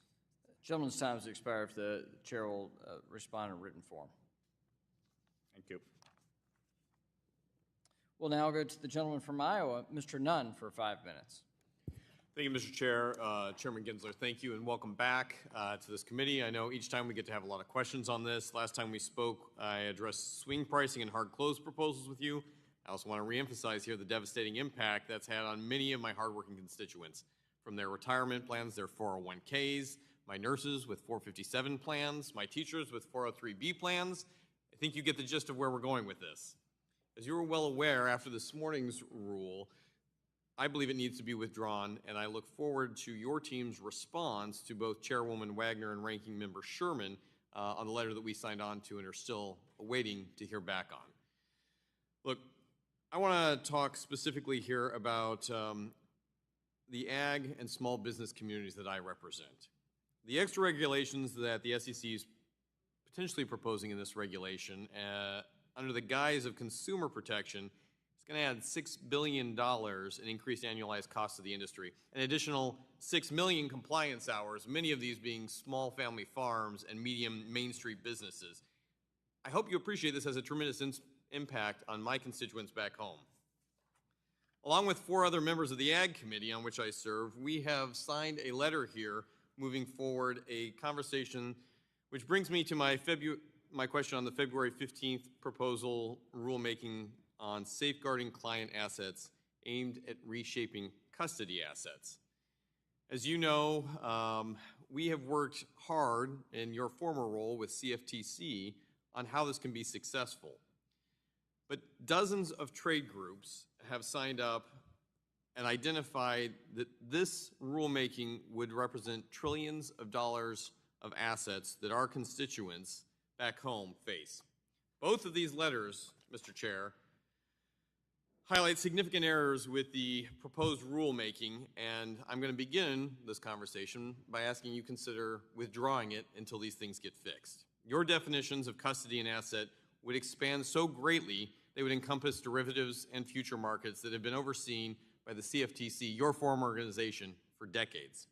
So with these bipartisan letters specifically, I believe that they would upend our markets overseen by the CFTC, eroding their essential risk management functions and putting our nation's farmers and producers at risk. Now, Chairman Gensler, in your 432-page proposal on economic analysis, do you know how many times agriculture was mentioned as part of this review? I don't recall, but I suspect you're going to let me know. Would it surprise you to know not once? In fact, it was only mentioned as a subcategory within a footnote. Clearly, this is concerning, particularly for my farming constituents, but for entire economies built around this, something the CFTC has been doing for decades. So, Chair Gensler, earlier you answered Representative Lucas' question. Has there been any coordination with the SEC and the CFTC on this issue? Yes, we've been in dialogue both prior to the proposal and subsequent to the proposal, and I think that... Can I get some specifics on that? When did you send a request over to the CFTC for this coordination? The day of before the proposal? A week before the proposal? After the proposal was already out? Representative, it usually just is staff-to-staff dialogue. So it's, Great. I look forward for your staff providing me the date in which you actually asked for this information from the CFTC. Did the CFTC provide you with any recommendations on your rulemaking? we engage with multiple federal regulators on this role, and we'll continue to do that because we benefit I'm very happy from to hear feedback. that, Mr. Chair. I'd like to see that being transparently provided to this committee then. Did you read these comments, and were they incorporated into your final proposal? Sir, we haven't finalized a proposal yet. Did you incorporate any of CFTC's We haven't finalized an recommendations? adoption yet. Mr. Chair, did you incorporate any of the CFTC's proposals into your recommendation? We have put out to public comment to get feedback, and we get feedback, and it's benefiting this. And I think that we can... So I haven't heard anything about the CFTC on this. You're putting it out to the public, which brings me to my next question. It's my understanding that you recently reopened the comment period without re-proposing the rule. Specifically, what value does this add to the ag community and my constituents for their grave concerns if you're reopening it, but you're not listening to the CFTC, the ag committees, or even what's happening on a bipartisan level within this committee? We benefit by reopening. I think we reopened this because we had another rule that may intersect with this, the discussion we've had a lot here today, and so we reopened it formally to get further comment. It might suggest to some that you didn't get the answers you wanted, and so you reopened it to others. So let me end with this. I urge you to withdraw this rule as my bipartisan and bicameral elements have argued the same. Thank you, Mr. Chair. I yield the remainder of my time. Thank you. Good to be with you. Gentleman from Florida, Mr. Donalds, is now recognized for 5 minutes. Thank you, Mr. Chair. Chairman Gensler, welcome back. Hey, do you remember where we left off, you and I? I do. You're a very good questioner, sir. All right, well, let me refresh. Let's bring some things up. Where we left off was, did you facilitate the payment for the Steele dossier for the Hillary Clinton campaign back in 2016? Because you were the CFO. You acknowledged that. You also said, in response to my question, that this payment was not something that I was aware of, quote unquote. Those are your words. Interesting things have occurred since then. John Podesta actually testified to a committee of Congress, and John Podesta testified to a question about, was Gary, meaning you, Was he day-to-day, hands-on, signing every check? And so John Podesta testifies, actually he was under a deposition with the committee here in Congress. He says, yes, I don't know if he signed the checks, but he was there every day, meaning you. So let's circle back. Were you aware of the fact that the Hillary Clinton campaign actually paid for the Steele dossier, which unleashed one of the worst issues of intelligence malfeasance that our nation has ever seen?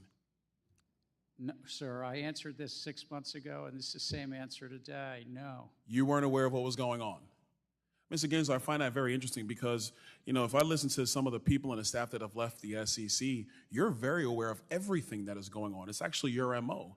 You're very hands-on. So you're going to tell the committee right now you had no idea that the Hillary Clinton campaign, of which you were the CFO on, sent money to Perkins Coie for a dossier that was phony, that led to the spying on of a presidential campaign in 2016. You were not aware of any of this. Look, sir, as a chief financial officer on a political campaign, I was not aware of what a law firm was doing with some of the monies that they got. Now, I find that interesting because in some of your other rhetoric about CFOs in the public sector, the private sector of our economy, you are very tough on CFOs.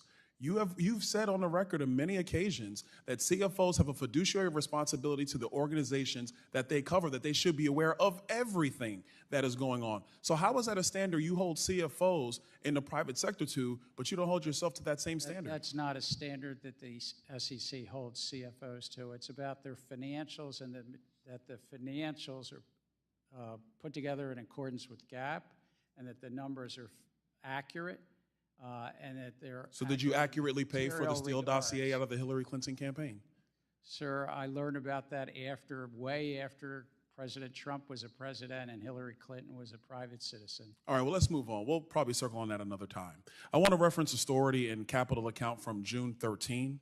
Mr. Chairman, I ask for unanimous consent for the story be entered into the record. Without objection. The story notes that you met with Senator Tammy Baldwin in May about the SEC's proposal related to the 13D beneficial ownership disclosure, at which time you allegedly asked Senator Baldwin's staff, allegedly, to contact an organization called We the Investors to submit comment letters in favor of the 13D proposal. Subsequently, the SEC was flooded with 350-plus comment letters from so-called individuals, but mostly form letters stamped with the moniker We the Investors in favor of their proposal. It appears to me that you have engaged in astroturfing to advance your own agenda. Is this true? If this is true, is this a serious breach of impartiality that would violate the spirit, if not the letter of the law of the APA? Sir, again, I don't know what the press is talking about. I remember a meeting with the senator. It was a good thought. Did you meet with Senator Baldwin in May with respect to 13D?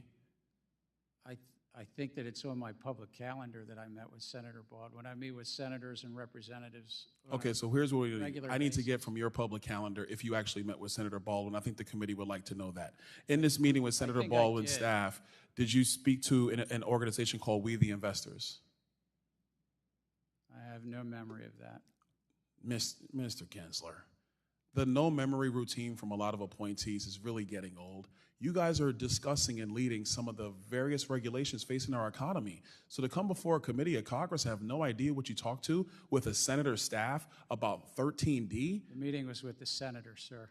All right, well then, if you don't recall what you said to a United States senator about key issues facing our economy from a regulatory basis, please, sir. that's a real problem, You're don't you a good think? questioner, but please, sir, that story is not one that I would confirm. It's not a story that I believe is accurate.